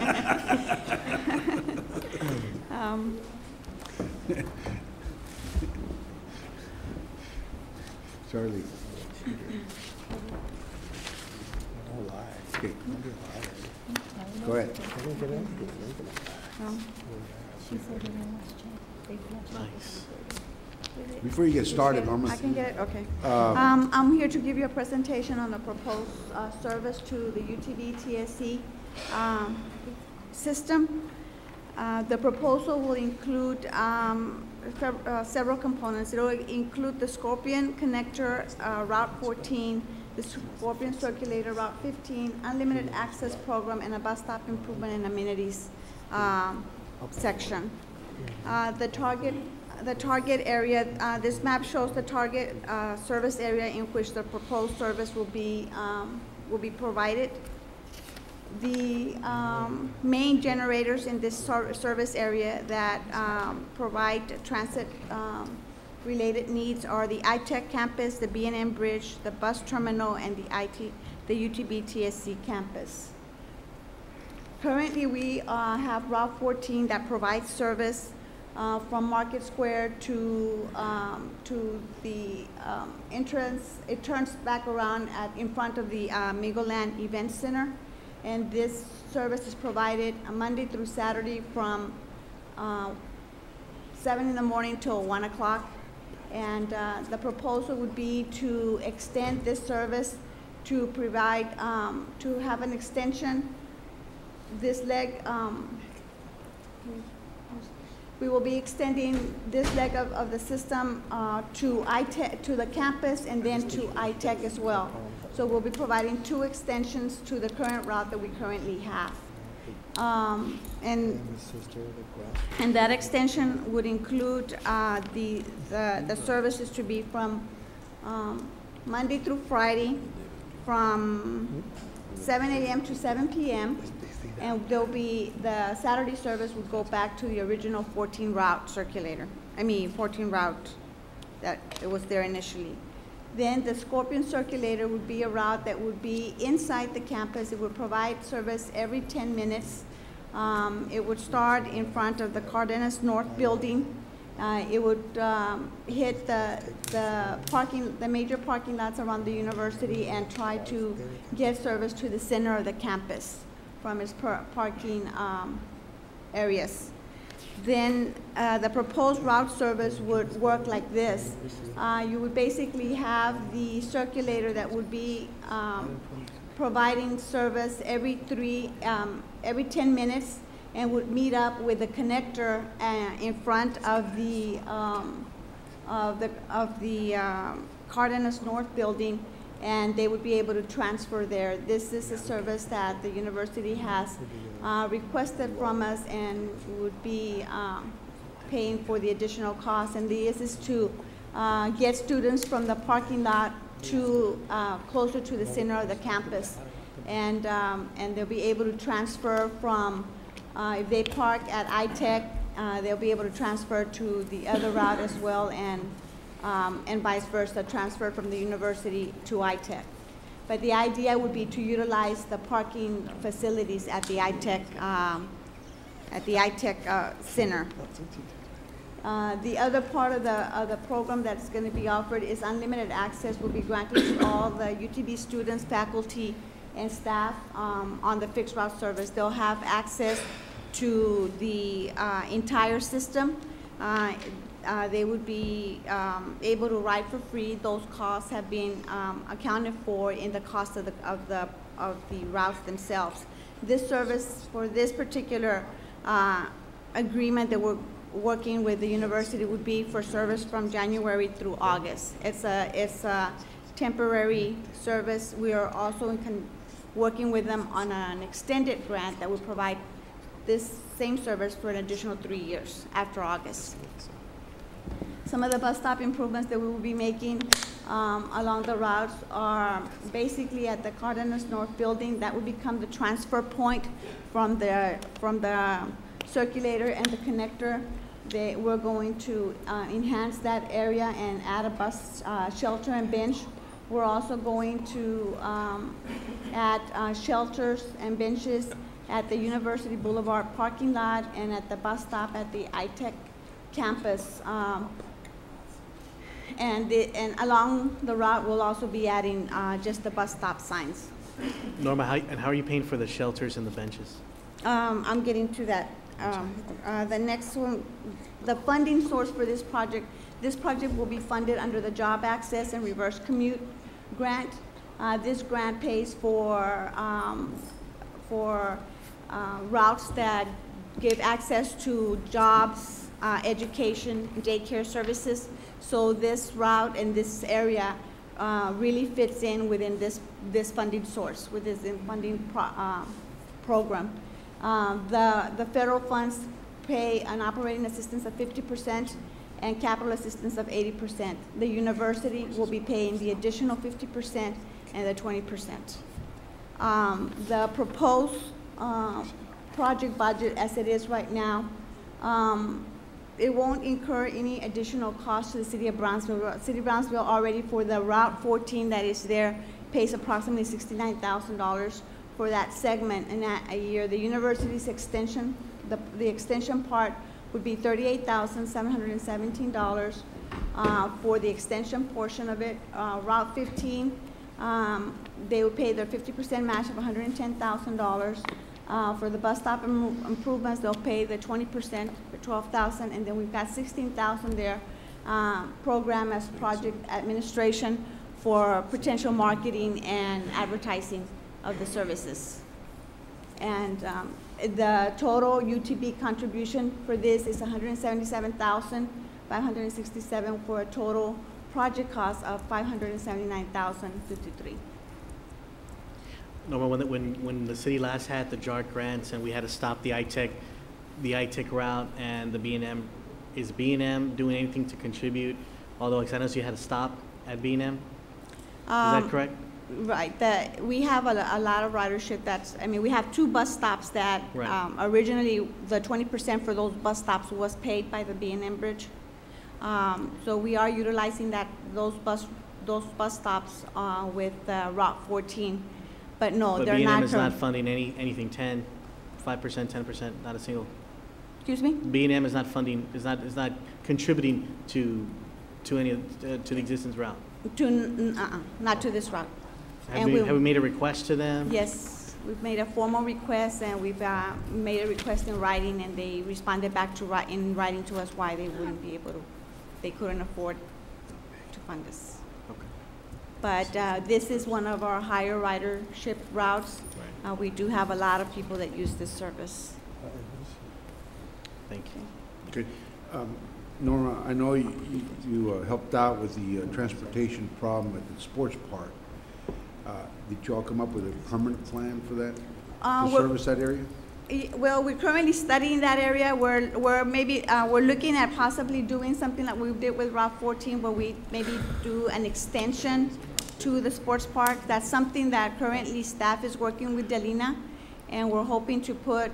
She's wanting a proposal by next month, so we're looking at putting a proposal together for her, so she can present to her board. Well, it's important. If we invested 30-something million in the sports park, it should be available to all citizens that want to get there, even if it's by bus. Right. So we need to establish a route into it. Right. The difficulty is we're working out those difficulties, so we're looking into it. Okay. Thank you. Mm-hmm. Okay. Item 22. Thank you. Thanks, Norma. Thank you. Can we have a motion to move it up? So moved. Can I have a second? Second. We have a second. All in favor? Aye. All opposed? Motion carries. Item 22. Consideration and action to accept the semi-annual reports from the Capital Improvements Advisory Committee for filing with the City Secretary. Thank you and good evening, Mr. Mayor, City Commissioners. My name is Andy McCartney, and I was a project manager for Black and Veatch. And our engagement was to conduct a review of the semi-annual progress report for the water wastewater capital improvements plan and impact fee collection as of December 31st, 2009.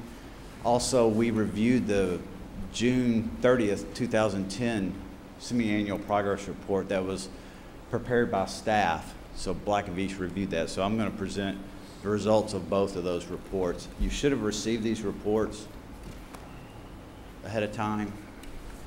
And if you'll note, in the executive summary, the members of the kayak had a recommendation that no changes should be made to the original February 2009 land use assumptions or capital improvement plan, that no changes should be made to the originally adopted impact fee ordinance. But there were, the report does contain updates to the capital improvement plan for revised cost estimates and confirmed construction costs, and that's in the executive summary. The agenda for the presentation, I'm going to try to be brief in that we've presented this same material to the Brownsville Public Utilities Board as well as the Capital Improvement Advisory Committee. To go over the Capital Improvement Plan status report as of the end of 2009 for water and wastewater growth related projects. Also, the same thing for June 30th, 2010. Also, to review the service units generated and the impact fees collected for those two time frames, and then to discuss some other major issues that you may be aware of with the seeking the Attorney General's opinion, and then questions and answers, and feel free to interrupt at any time with any questions. The Black and Veatch project team was myself as a project manager, Richard Campbell, who's here, was a project director, and also Jamili Andrew from our San Antonio office was our technical reviewer, and she cannot be here tonight. Before I begin, I'd like to thank the Brownsville PUB board, the management and the staff, as well as the members of the kayak, and also to Ben Medina from the City of Brownsville Planning Department for their assistance with the preparation of this report.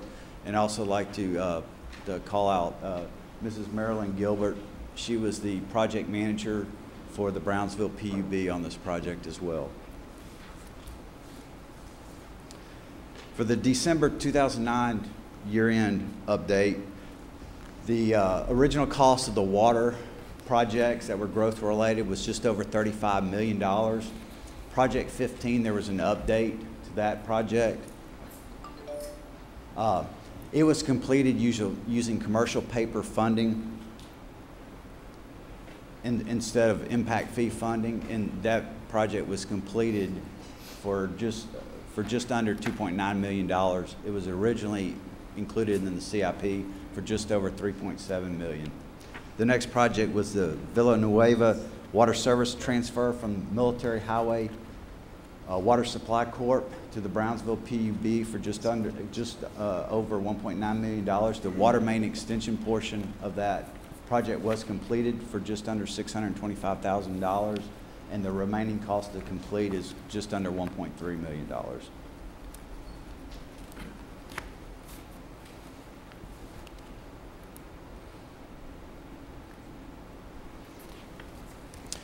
So conducting a roll forward from the February 2009 CIP, you back off the projects that were completed and gives you a revised estimate of just under $31 million. Bear in mind that this is a review of how the original CIP plan was executed during the 6 months, during the time from when the impact fees were actually put into effect until the end of 2009.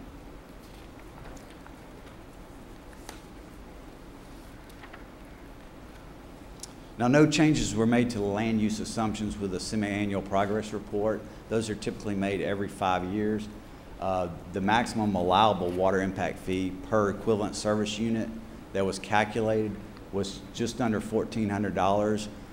However, the actual impact fee that was adopted for collection to become effective April 24, 2009 was $1,036 for water, and this equates to a collection rate of 74.58%. On the wastewater side, the original cost of the CIP was $72,188,000. The major project under wastewater was the Robindale expansion to 14.5 MGD, million gallons per day.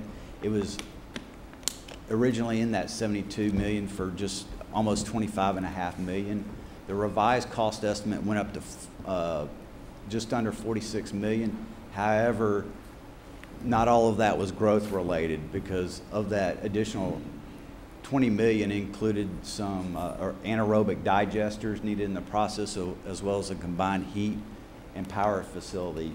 And these green projects amounted to $16.7 million. So that means the growth related projects were just under $3.4 million, which causes the $25.5 million to bump up to $28.8 million. Also was some lift station projects that were included in that $72 million. First one was Project 51A. Lift station number 4 was completed using commercial paper funds instead of impact fee funds, just because there's not enough dollars in the impact fee fund to pay for capital projects. Lift station number 109 is going to be funded using ERA, or American Recovery and Reinvestment Act funds. These are the stimulus, funds from the federal government. Also, lift station number 117 down below, it's a decommissioning project of that lift station, and it's to be funded using the ERA funds as well. Lift station number 75 is also going to be funded using ERA funds, as well as lift station 76. And the Project 87, which is the Morrison Road force main replacement project, it's to be completed using 2002 bond funds. So those are funds that were left over from a previous bond issue, and those were put to work. So the roll forward basically takes us down. We have the Robindale capital additions of just under $3.4 million, but these other projects were funded or completed using other funds, and brings us to a revised total of just under $72.4 million for wastewater, and that's as of the end of December 2009. Again, no changes were made to the land use assumptions. The maximum allowable wastewater impact fee per equivalent service unit in February 2009 Black and Veatch report was just under $2,100. The actual impact fee adopted to become effective on April 21st was 1,564. And if you combine the water and wastewater, it equates to $2,600 per equivalent service unit.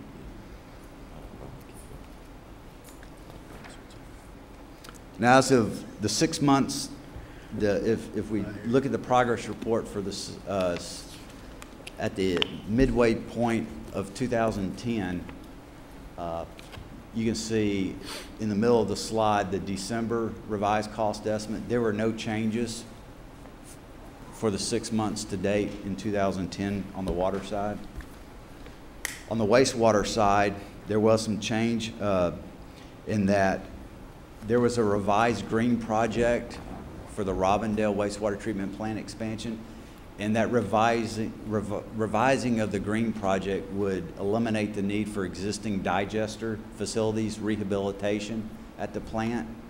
So basically, that would eliminate just over 1.5 million of growth-related capital projects for this project. So it would actually reduce it from the 28.8 million down to 27.3 million. And here's a roll forward from the end of December to the midpoint of 2010 showing the decrease. And that would be the growth-related eligible projects for wastewater. Now, in the service units generated for water, at the end of December, there were 98 units from which impact fees were collected. The majority of those were the 3/4 inch meters, which are primarily the residential meters to serve homes for families. In the June ending 2010, there were a total of 179 units that had been generated since the implementation of the impact fee. So that means for the 6 months to date in 2010, there were 81 total units. Of those, 66 were the 3/4 inch residential type meters. On the wastewater side, again, the majority are residential 3/4 inch meters. A total of 95 had been issued since the impact fee collection rate went into effect. And then at the midpoint of 2010, there was a total of 173 units. So for the 6 months to date, there had been 78 additional wastewater units generated, and 69 of those were of the 3/4 inch variety. Now for the dollars collected, again, you can see for the water impact fees, the majority are the 3/4 inch meter, and a total of $100,000 was collected through the end of 2009, and approximately 65% were the 3/4 inch meters.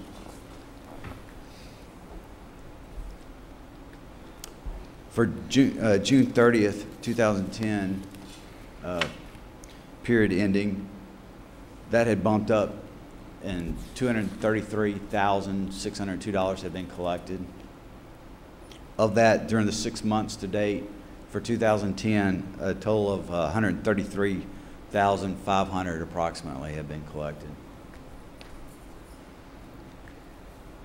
On the wastewater side, the dollars collected at the end of December 2009 were just over 117,000. Again, you can see the majority are the 3/4 inch meters.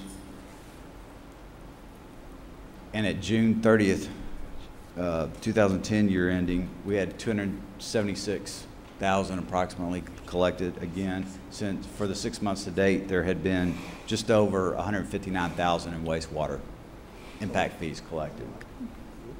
Now this is kind of a roll forward. The beginning balance in the impact fee fund on April 24, 2009 was just over $490,000. So we had impact fees collected under the current schedule, which is the $2,600 per ESU. We also had impact fees collected under the prior schedule, which is the $280. We had some refunds issued. We had impact fees expended on capital projects. And finally, that fund earned interest over that time period. So that basically shows an overall decrease from 490,000 down to 464,000. Again, the fund, rolling it forward from January 1st, 2010 till the end of June 30th, we see that we've had an overall addition of just over $103,000. We've got collections, refunds, we've got expenditures on some capital projects, as well as some interest earned. So for 1 year, the collections have been about approximately $500,000 in impact fees collected, and of that, $400,000 have been expended on growth-related capital projects. The other major issues, right after the impact fees were collected, some developers, builders requested that there be grandfathered status on some lots that were originally assessed based on the prior impact fee schedule. And of these, some plat applications had lapsed or had become inactive due to just no building activity going on. And they had requested that the previous impact fee of $280 per unit for water and wastewater would still apply, and not the $2,600, the current impact fee, when they would come back and decide we want to activate these developments. So what happened was the Brownsville PUB staff did some analysis and identified about 4,282 vacant lots that could be subject to this potential grandfathering. So for purposes of this analysis, I assume that the lots would utilize a 3/4 inch meter, mainly to serve residential homes, and I'll show you a map on the next slide, shows where this occurs all throughout the Brownsville PUB service area. But that potential revenue loss is just under $10 million, because instead of paying the $2,600, they wanted to pay the $280, so the difference or the delta equates to just over $2,300. So for those amount of vacant lots that we had identified, that's the revenue shortfall. So if you don't collect it in impact fees, you're going to have to collect it through rates, over that capital improvement planning period, because it's a zero-sum game for the utilities. If they don't collect it through rates, they got to collect it through impact fees or miscellaneous fees and services. And this is the map showing the utility service area, and the red dots represent where these vacant lots are, so you can see that they're scattered throughout the service area. And that's why we assumed, okay, it's primarily residential type lots, so we'll assume a 3/4 inch meter for the purposes of the analysis to show the potential loss of revenue.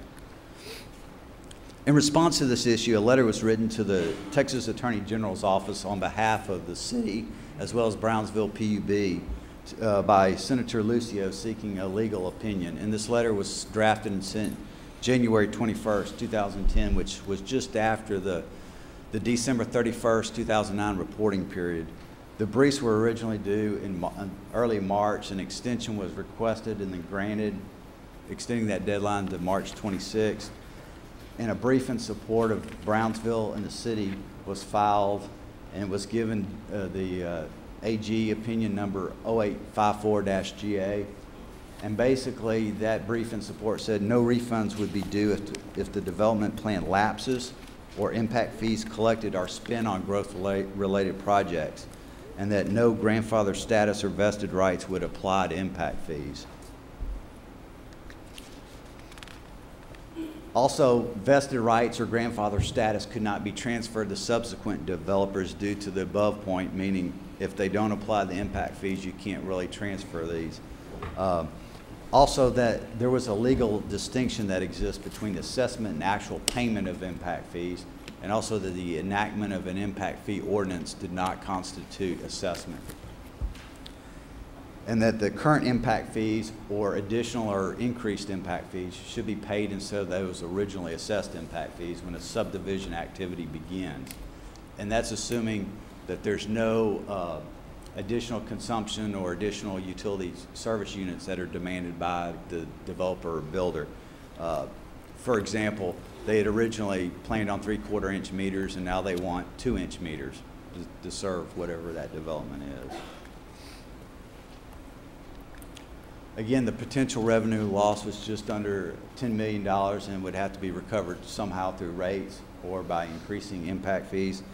At the time we presented this to the Brownsville PUB board, as well as the kayak, we were waiting for that Attorney General's opinion. It was subsequently received on September 20th, and then when we presented this to the kayak, we were waiting for staff and legal counsel to have the ability to analyze that opinion, which you received earlier. And with that, are there any questions on the status reports? Mr. McCarty, thank you very much. Any questions? Thank you. Thank you. Thank you. Thank you very Thank much. you both. Commission. Okay, go to consent item. Move to accept. Second. We have a motion to accept the report and a second. All in favor? Aye. Aye. All opposed, motion carries. Consent items, back to the 5. Move to approve. Second. We have a motion to approve, second. All in favor? Aye. Aye. All opposed, motion carries. Item 6. Item 6, consideration and action to appoint and/or replace board members to the Greater Brownsville Incentives Corporation. I'd like to make a motion. We're racing here. Let me recognize Commissioner Atkinson. You want to make a motion? Yeah, I'd like to make a motion to appoint David Bencourt to replace James Keckley, who moved away. And then I think there might be some other appointments after if we get it into So you're making a motion to appoint who? David Bencourt. David Bencourt. But do we have a letter of resignation from Mr. Cackley? From who? You said James Cackley? Is there a vacancy? Yeah, no, he left town already. But Yeah. does he have, do we have his resignation letter? Yeah. It's on file. Who has There's- The board recognizes there's a vacancy. Yes. I'll second the motion. Mark, is that correct? Is there a letter of resignation from Mr. Cackley? Yeah. Okay. Is there any rule against an elected official serving on a board such as this? Is there any rule against an elected official serving on a board such as this? You can be ex officio. I mean, you can always go to the meetings. I don't think you have to be on the board. And he served on that board previously, but for how many terms? Because there's a term limit of, I believe, 2. But he served in the 90s. Yeah, it doesn't matter. Let me ask you, wait, let's just simplify it. Attorney, there's a motion and a second. Does he qualify? Well, there's a question just that he there's- has served back in the 90s, and I don't know if that would prohibit him from I don't being think it appointed. prohibits him unless it's continuous. Well, one second. Can I finish what I was going to say, please? According to the GBIC bylaws, it says, no director shall serve more than 2 terms of 4 years under any circumstances. So that's what I'm asking for clarification Okay, on. good point.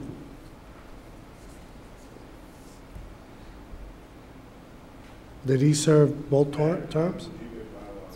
That's why I'm asking.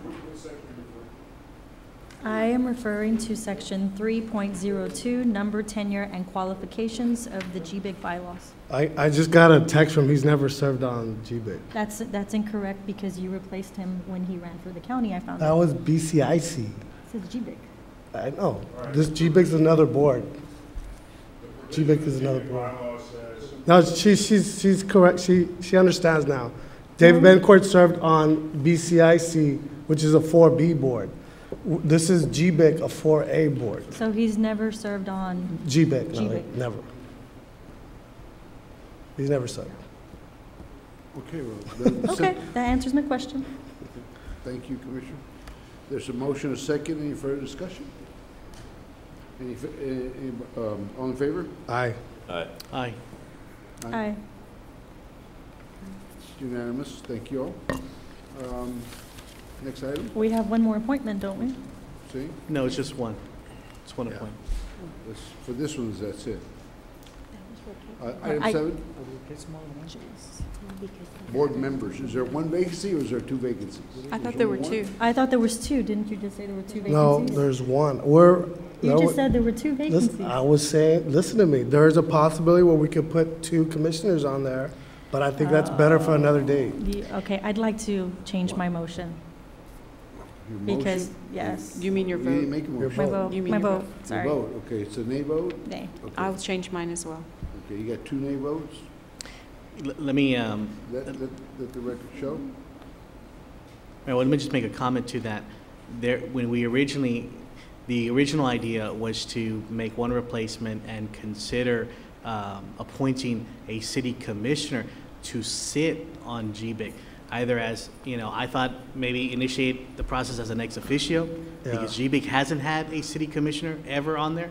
And then we were advised, you know what, just make them a voting member. And that's why I was backing that up. But then that would even the board, which we can't do. So therefore, if there's going to be a second replacement and/or an appointment of a city commissioner, we need to go back and work on that. So I'm just saying it's one at this time. That can be later. There's still issues that I think legal needs to work out. I just want to point that out. I think state statute prohibits from the commissioner being on the GBIC board. You need to look into it. I don't No, think it so. doesn't. It doesn't state that. It doesn't state that. But I'd like to change my vote Because on that. I recall when we created the But GBIC based on board, what? we couldn't appoint Because ourselves back they might wanna then put unless something people on. changed. No, I Okay. understood that you said there were two vacancies. Okay, well, there's only one appointment. You got two nay votes. Let's go to item 7. So does it pass? So It passed. Yeah. You got 2 nay votes. Okay, item 7, please. Item 7, consideration action to appoint or reappoint board members to the Parks Advisory Board. Okay, Chris? Mayor, City Commission, there are 2 members, Sergio Zarate and Michael Jones, that their terms expired on the 13th of this month, and they wish to be reappointed. Sergio is our board chair, and it's his first 3-year term. If put back on, it'll be a 2-year term for both of them. Move to reappoint both members. Second. We got a chorus here. Okay, we have a motion, and I'll take Mr. Triani's second. Any discussion? All in favor? Aye. All opposed, motion carries. Thank you. Next item. Item 8, consideration and action to appoint or reappoint a board member to the Planning and Zoning Commission. Mayor, City Commissioners, Mr. Michael Young has resigned, and you have his letter in the packet. I seek an appointment to this board. well, it says here we have an application from Sergio Zarate, but we just appointed him to the Parks Board, and this says P and Z. Is this incorrect? I think Mr. Zarate is on the P&Z already. Yeah, he's all right. He's a reappointment. He's a P&Z member as well. He wants to be Let's put reappointed. that. He wants to be reappointed? It's not his No, term is not up. Mr. Mr. Michael Young resigned. He cannot serve That's what I'm asking. because of his employment. I'd like to appoint Nancy Rodriguez I'll second that. to Planning and Zoning. I didn't hear you. Nancy Rodriguez to Planning and Zoning. I'll second that. We got a motion, a second. Any further discussion? All in favor? Aye. Aye. Not opposed, motion carries. Thank you. I assume she'll submit the application. She has. Yeah. She already has. Item 9. Item 9, public hearing and action on resolution 2010-084 to accept a petition establishing the West Morrison Road Public Improvement District. What's on the agenda for today's meeting for consideration is the basically the acceptance of the petition creating the PID. I'm asking the commission accept the petition, however, with 2 restrictions, okay, 2 conditions. First, you will see that the petition refers to a project agreement. What happened was that project agreement wasn't able to be complied with because of the fact that Morrison owners weren't able to qualify as a non-for-profit corporation. Subsequent to that, the terms changed, the cost of the project changed, and therefore there is a draft of an economic development and transportation agreement which is basically going to supersede the former project agreement. So I'm going to ask that the commission approve the PID petition, however, that it's subject to legal reaching an economic development and transportation agreement in lieu of the project agreement with the PID, and that we bring that back to the City Commission for approval. I have a question. What are the benefits of approving this now rather than waiting for everything to be taken care of and having a single package before us? Okay. Well, the benefit is that basically the City Commission isn't operating in a vacuum. There's developers that are in the process of lining up their funds and things of that nature. what I'm suggesting you do is you approve the creation of the PID. However, basically, the conditions that I'm suggesting you put on it, which is formation of, which is basically that you withhold approval of the agreement, that the city commissioner defers setting assessments until the economic development and project agreement comes back to the commission as approved, and that the commission received a signed guarantee and indemnity agreement provided by Morrison Owners, Inc., would provide adequate assurances to the commission that the goals and concerns of the commission be reached. So essentially, we're creating a PID, but we're not enacting any of the rights or obligations there too. Correct. Until at such time. Correct, Commissioner. That's why I'm saying that basically that we would still bring back to the commission the economic development and transportation agreement, and that the city commission would defer the PIDs setting exact assessments for the PID until that agreement was approved and this commission received the signed guarantee and indemnity agreement. So basically, you'd be creating the shell, which would allow the developers to go forward with their construction and with their plans, but you wouldn't give the PID any teeth, and we'd have to come back to the commission again to fill out those criteria. Okay. Go ahead.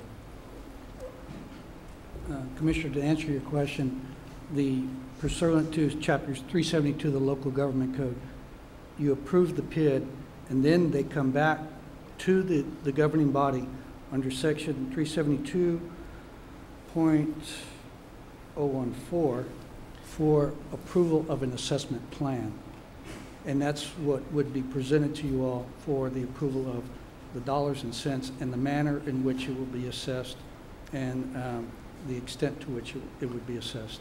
So essentially at this time, the city has no obligation towards funding or anything at this point for this project. That's why, Commissioner, the PID petition refers to a project agreement. And what I'm asking that the court accept the petition, however, with the criteria that legal reach this economic development and transportation agreement in lieu of the project agreement set forth in the PID petition, and that agreement come back to the city commission for approval. Okay. So to address your concern, yes. And what kind of time frame are we looking at? Do we have an idea, or this is just kind of when it happens, it happens? As far as the developers are concerned, we can do it at the next meeting. I think we might need a little more time than that. Thank you. Well, there is a real concern, and let me just tell you the practical issue here. The funds are not going to be available after a certain point in time from the developers, in which case 7 years of work has gone down the tubes. Mm-hmm. And so there is some urgency to getting this done. We've been meeting on a regular basis with the city manager and the city attorney, and as far as we're concerned, we're almost there. It's just a question of presenting it to you for the final approval. Well, and Mr. Sanchez, one of the things that I liked is that this time Mr. Sassi gave us a package. He gave us his draft documents, and I'd like to have a draft document of whatever y'all are going to propose for the next meeting, if it's going to be done as well, because that gave everybody an opportunity to review it if they had a chance and they wanted to. And I thought that was something, as far as I was concerned, was very helpful. Yes, and we can continue to provide that to you all. Okay. Real quick, I got a couple of questions. Sure. It started out with the city and the developers working together to pay for a street, right? All of a sudden, developers aren't coming up with their half of the money, so a PID's being developed, right? And what does that PID do? And I will just say this, it's all gonna come back to you because you safeguard the city and our interests. I just wanna make sure there's language in this contract that says the city's not gonna get, I don't want nothing coming back 7 years or 9 years from now. You know what, development didn't happen. The growth stayed the way it was, so where's the city for upfronting this money? What's our safeguards? That's all the questions I have. I'm for this project, but I just want to make sure that we, at the end of the day, protect the taxpayers. And the reason I have these questions is because it started off a 50-50 thing, and now things kept moving back, and now it's not a 50-50 deal.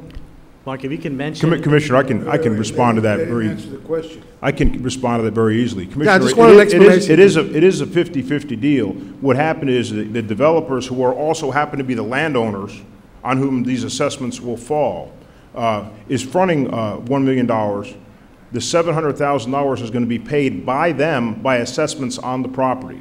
Okay. What if they sell the property? What if they sell the property? Then that operates as a lien on the property, and it will have to be paid at the time it is sold. The city has two guarantees. First, we will have assessments and liens on the property for that up to $720,000. Second, Morrison Owners Inc. is providing a guarantee and indemnity agreement where if for some reason those assessments were not paid within 7 years, that Morrison Owners would pay them plus interest. Okay. So, Commissioner, I understand your concern, and it's certainly legitimate and a point of legitimate inquiry to make sure the taxpayer is protected. But this agreement provides not one but two layers of protection. So you're comfortable with it? I am. Okay, I'm good. And you can't lose sight that it expands our tax base, it increases our tax base. That's what it's all about. That's correct. The benefit the city is going to have to this is going to develop a significant part of town, and presumably we'll see an increase in sales tax and in property tax, which will benefit everyone. Number one is public safety. We need that. Right. And does this include paying for the bridge that has to? Don't you have to build a bridge over the rail tracks? On the east side. It's on the east side. Okay. It's on the east side. Nothing on the west side, right? There's a rail crossing. But that's going There's a rail crossing. But that's going to be removed. And, well, and that's also addressed in this agreement. Right. That the mark is pretty solidly designed. So, you know, we got that covered if for some reason the track. It's a win-win situation for everybody. Right. Mike, did you mention the savings that the city's going to get in return? The original amount that we were going to give, you know, throughout the course of that time, we're going to get a portion of it back to use. However, which way we like. I think it's important to understand that the city has approximately $2.4 million in bond money, and basically this agreement is going to allow us to construct West Morrison Road for $1.7 million and get back the remainder. So we're constructing a road in partnership with developers that if we don't do it, there's no road, there's no expansion, and there's no growth. So we're here to make money, to keep sales taxes coming in, property taxes coming in, spur development in the area, because that opens up to more development that produces more taxes.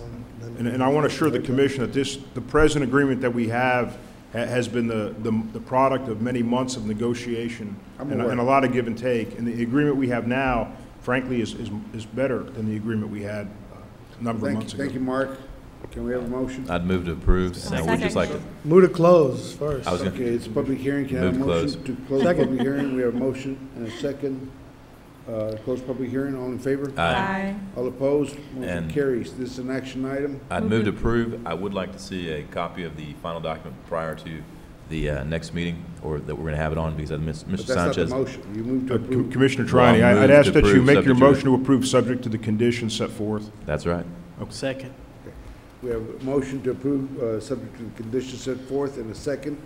All in favor? Aye. Aye. All opposed? Motion carries. Item 10. Item 10, public hearing and action on first reading of ordinance number 2010-1536 to amend Chapter 70, offenses and miscellaneous provisions of the Brownsville Code of Ordinances by adding Article 5, sex offender residency, loitering, and meeting regulation.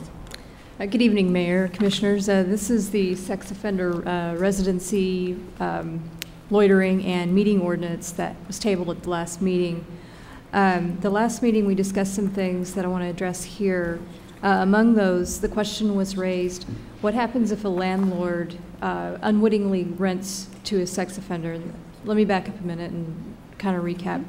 This ordinance provides a 1,000-foot buffer in between the residence of a sex offender as defined by this ordinance, or as outlined by this ordinance, and places where children commonly gather as defined by this ordinance. It also prohibits loitering within 300 feet of a bus shelter by a sex offender.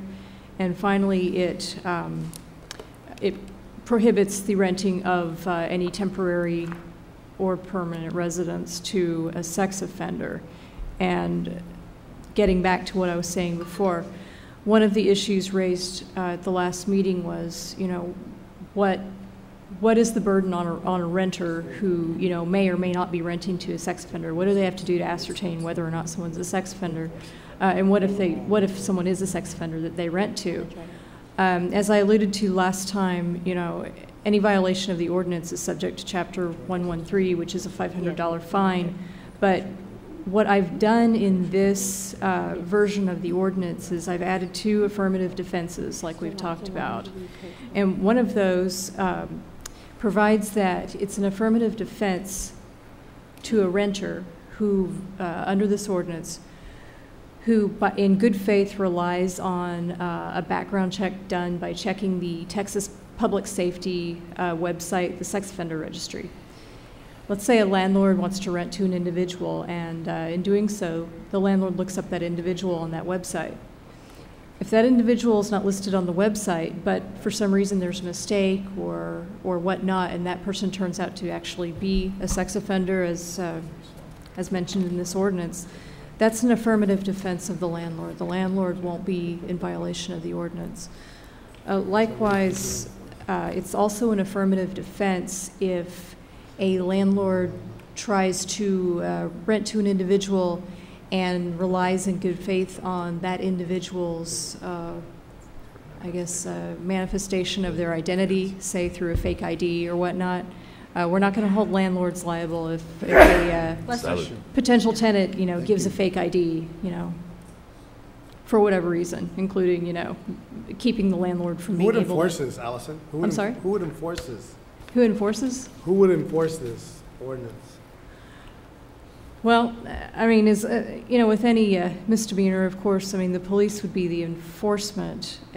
Are you talking specifically about the Like renting? How are we going to know these people are going to come in and register? I'm sure there's the probation officer that oversees the sex offenders will be cognizant of the ordinance and inform them Correct. that they have to abide by this ordinance that we have to begin with. What we're also going to do is I want to work with the police department directly and, you know, create some sort of information sheet that said, hey, here's the ordinance, here's what you need to do. You know, and hopefully that'll be enough to answer questions and, you know, empower the landlords to do what they have to do And under the raise public ordinance. awareness where people can report it. Correct, correct. If they know. So, I mean, that's the big change that we made that we discussed last time. You know, as I mentioned, this ordinance also prevents loitering within 300 feet of a bus shelter by a sex offender. And it, of course, has the 1,000-foot residency restriction. And I'll add, and I'll remind you that this only applies to child sex offenders and habitual offenders. So it's not a broad brush. It's somewhat tailored, you know, to those who are, you know, arguably more likely to commit crimes against children. So that's kind of it. If you have any questions. This is a public hearing. Mayor, if I could just make a comment again, I want to. Allison, you did a great job in researching and putting together the ordinance. I also want to thank BISD because, you know, BISD police came to us and said, you know, we need direction, we need help. And this will greatly help the schools and the principals deal with, you know, certain situations that they've had in the past. So it really, you know, a lot gets credit to Allison and BISD police for working with us on, you know, having us do our research and find, you know, we had nothing in the books. So I really want to thank BISD PD for meeting with us and bringing something to our attention that is obviously very important. And thank you, Allison, again. And I want to thank you for taking the lead, Allison, along with BISD for getting this ordinance to us.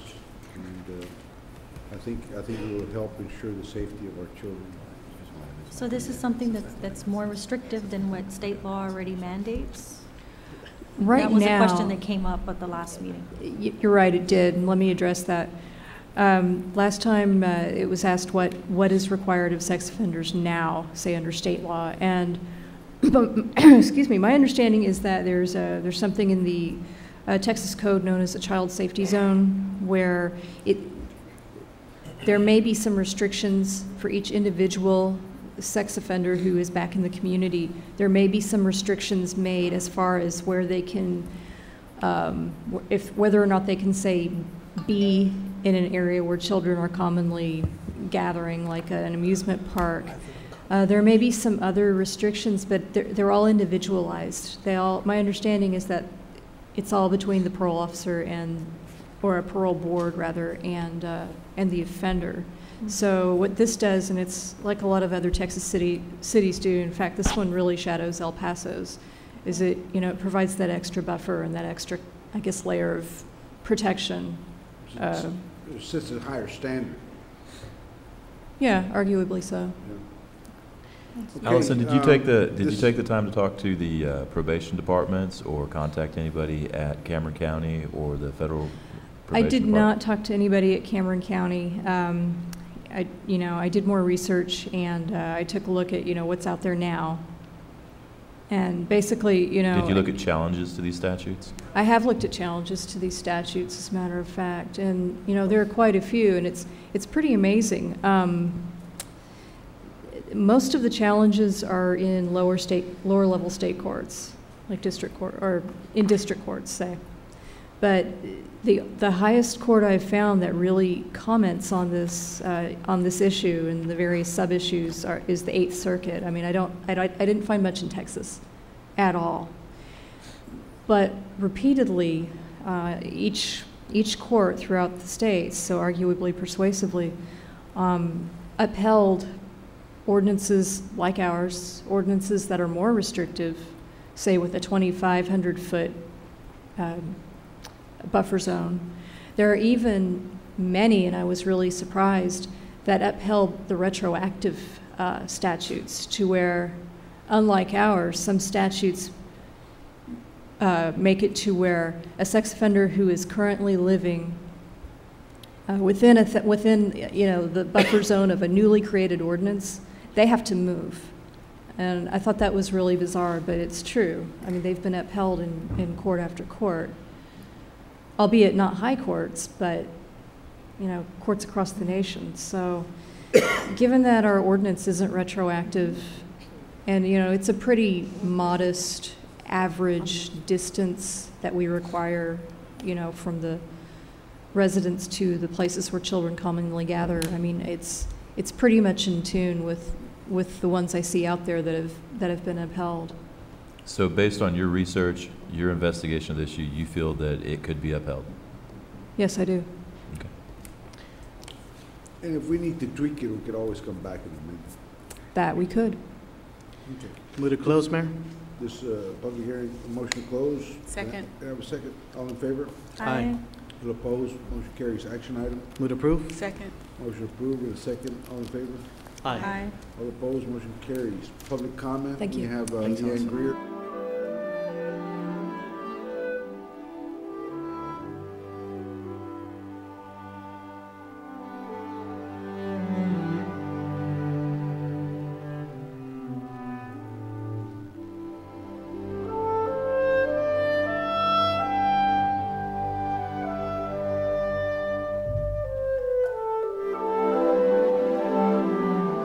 Well, we have action items.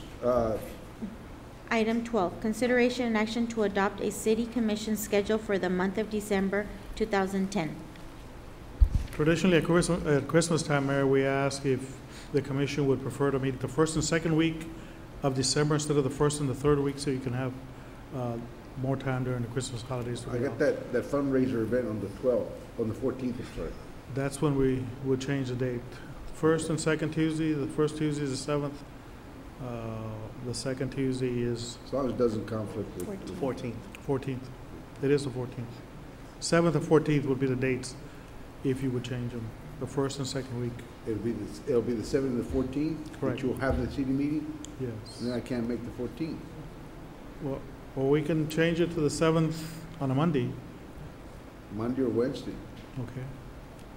That's fine. It's up to you. That's fine with me. One with you? Okay.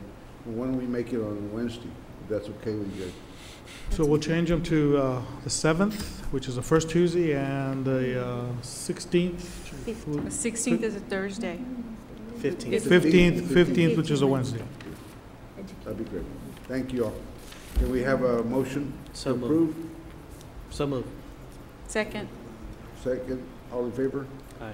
All opposed, motion carries. Item 13, Item 13, consideration and action on resolution number 2010-085 to authorize the acceptance and expenditure of the 2011 Gang Disruption Initiative Grant Award awarded to the Brownsville Police Department in the amount of $149,016 and with 7 cents for fiscal year 2011.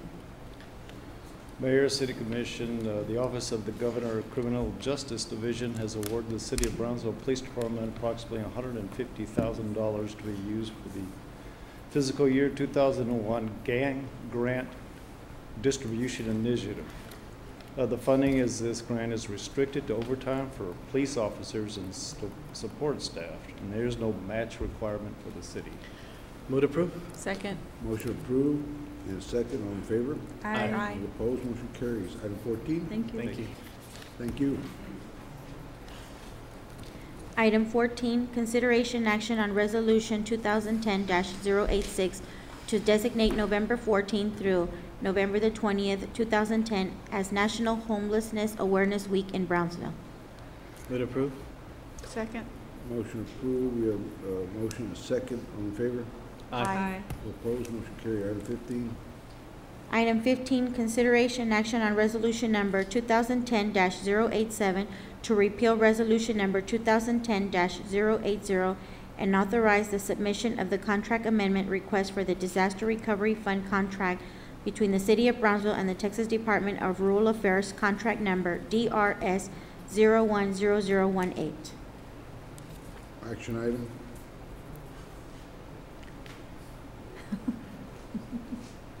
Discussion. Ben, you want to say anything? No. The motion approved. Second. Thank you, Ben. All in favor? We just wanted to see you get up. All in favor? Aye. Sorry about that, Ben. Great. All opposed, motion carries. Item 16.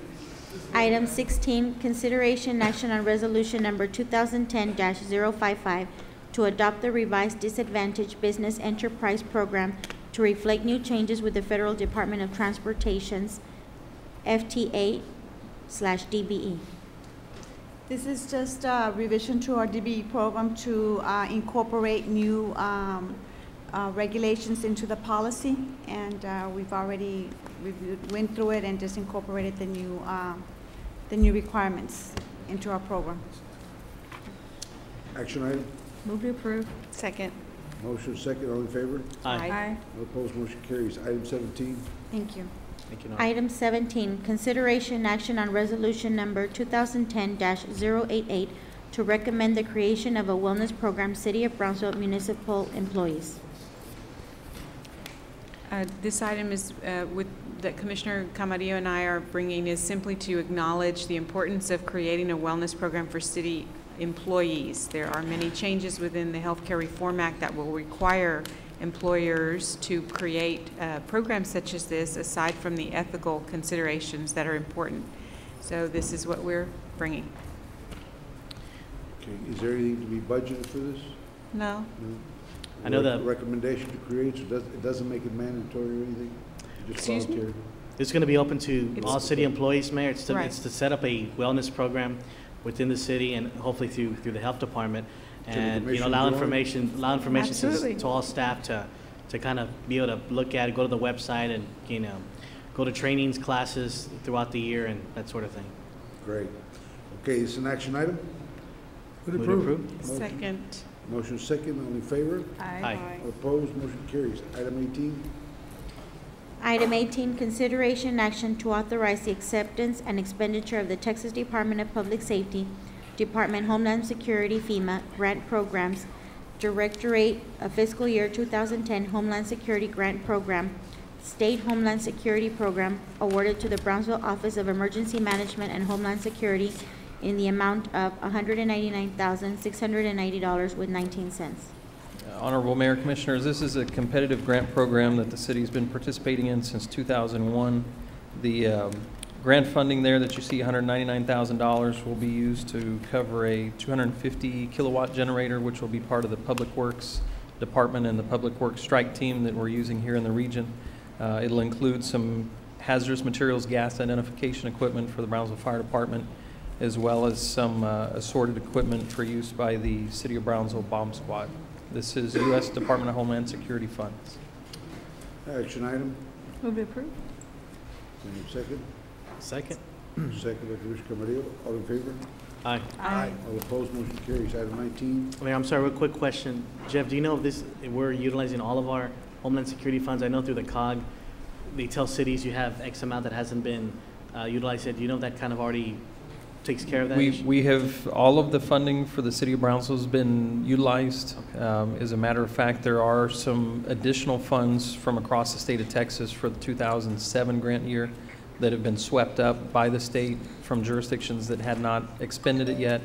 The City of Brownsville has a request in for a mobile command unit using some of those funds. And again, it's a competitive program statewide, but there's a request for over $1 million for that project. So. Thank you, Jeff. But we've used all our money. Appreciate it. Item 19, consideration action to authorize the acceptance and expenditure of the Texas Department of Public Safety, Department Homeland Security FEMA grant programs, Directorate of Fiscal Year 2010 Homeland Security Grant Program, State Homeland Security Program, awarded to the Brownsville Office of Emergency Management and Homeland Security in the amount of $170,291.28. Mayor and Commissioner, similar to the last item, this is Homeland Security funds. This is part of the same grant, but it's a different funding destination. This is law enforcement restricted funds. These monies will be used for a bomb response vehicle for the Brownsville Police Department. And similar to the last item, there is no local match for these funds. Action item. Move to approve. We have a motion and a second. All in favor? Aye. Aye. All opposed, motion carries. Item 20. Thank you. Thank you, Jeff. Item 20, consideration and action to adopt ordinance number 2010-1537 to authorize the issuance of approximately $1,220,000 in principal amount of City of Brownsville, Texas tax notes series 2010, securing the payment thereof by authorizing the levy of an annual ad valorem tax and approving and authorizing the execution of a paying agent registrar agreement, a purchase contract and investment letter, and all other instruments and procedures related thereto. Honorable Mayor, members of the City Commission, we are proposing that we issue $1,220,000 for text notes, Series 2010. Thank you, sir. On March 2nd, 2009, the City Commission adopted Resolution 2009-017, which expressed the official intention to reimburse the general fund with tax-exempt proceeds for costs incurred by the general fund to construct street improvements, acquire vehicles and equipment for various city departments, and costs related to planning and implementing a landfill groundwater and surface water protection and drainage plan. Section 2 of this resolution, which says reimbursement of prior expenditures, means that the general fund can only get reimbursed from debt proceeds if the payments for these expenditures were made 18 months before the debt issuance. The window for us is closing, so we are proposing for us to issue these text notes. And it says, because the deadline to issue debt in order to qualify for the reimbursement is approaching, we are proposing to issue $1,220,000 in text notes, which includes cost of issuance, so that the general fund can get reimbursed for costs incurred for the purchase of two items, the $901,991 in police vehicles, and for costs incurred on landfill engineering fees totaling $272,165. We need to issue the $1,220,000 in text notes so that the general fund can be reimbursed before the deadline of December 3rd and the 19th. If the text notes are not issued before the above dates, which is the 3rd and the 19th of December, the general fund will have to pay for this $1,174,156 of expenditures from its reserves. These are some of the expenses that the city has incurred from the time that that resolution was approved, and the total is $2,409,760. What we're asking tonight is for just to issue the text notes for those two items at the very top, which are the landfill engineering and the police vehicles. We plan in the near future to come back to you and issue a certificate of obligation for the remaining expenditures that the general fund has already incurred. Text notes, this gives you a description of what text notes are. Thank you. Text notes are debt obligations similar to general obligation bonds or certificates of obligation which are secured with a pledge of annual ad valorem taxes. The city is authorized to issue text notes under state law, Chapter 1431, Texas Government Code.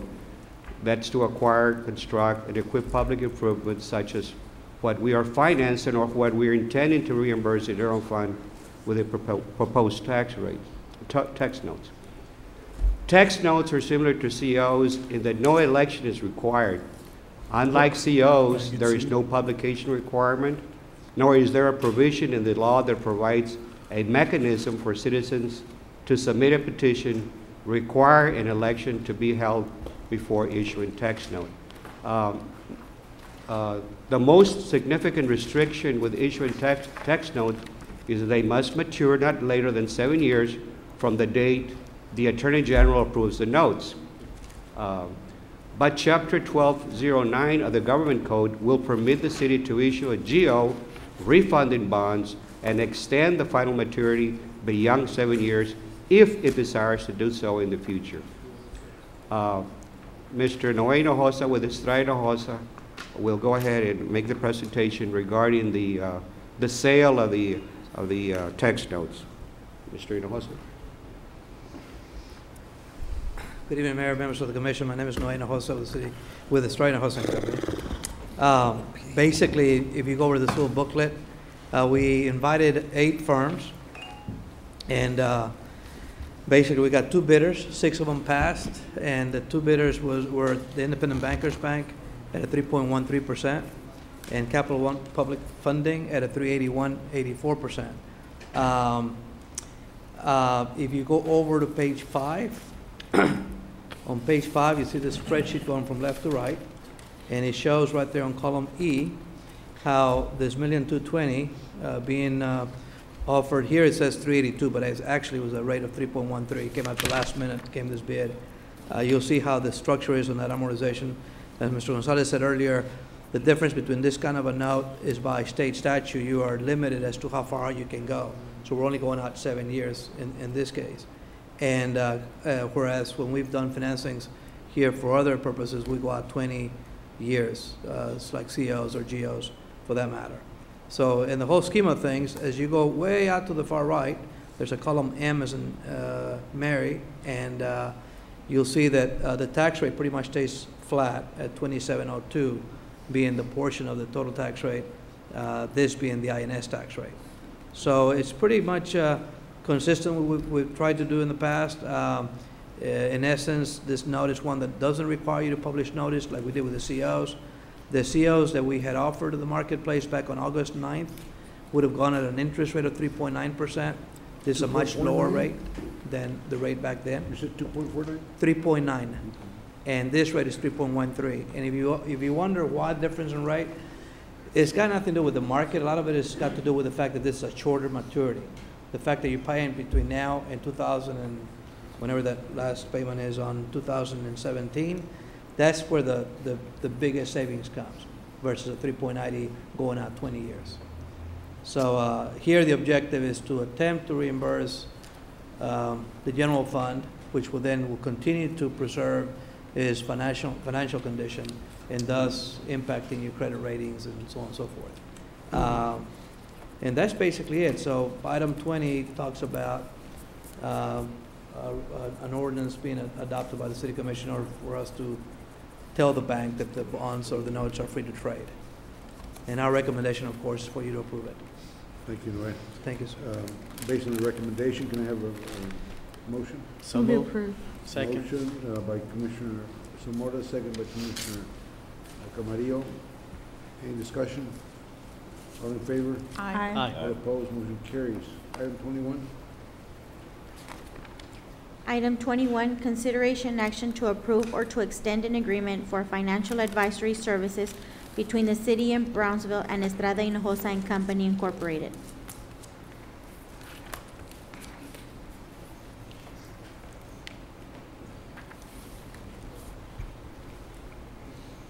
Honorable Mayor, members of the City Commission, this is just a contract that for Estrada Hinojosa to provide financial services for the City of Brownsville for the next, it's a 5-year contract for the next 5 years. Okay, any discussion? Would What is the approve. recommendation of the commission? Would approve. We have a motion to approve. Do I have a second? Second. A second, all in favor? Aye. All opposed, motion carries. Item 22. We did 22. Item 23, consideration and action to award a contract for traffic signal improvements at Old Port Isabel and Coffee Port Road intersection.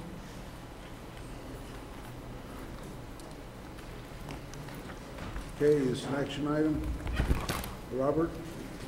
Good evening, Mayor, City Commissioners.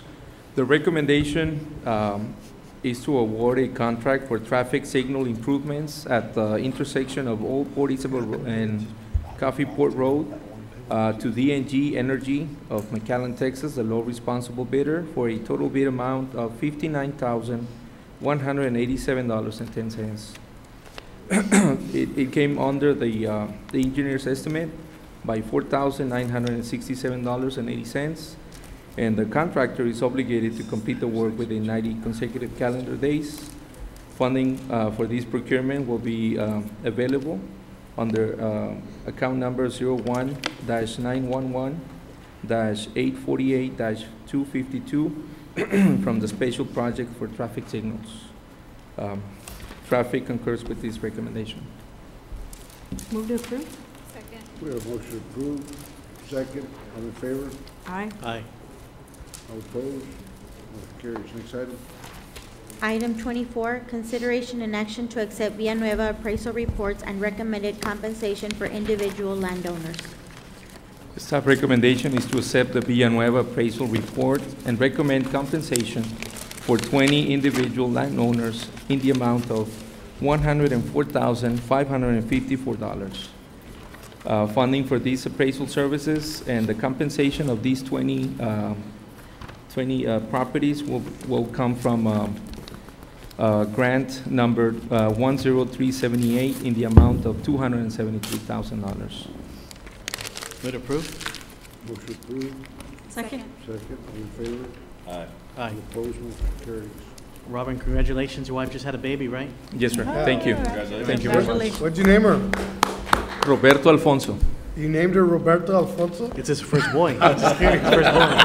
I'm playing, man. I'm all red. You see, I'm matching my shirt. Is he bald like you or no? No, he's got a lot of hair. Thank you. Congratulations. Move to adjourn. Second. All in favor? Aye.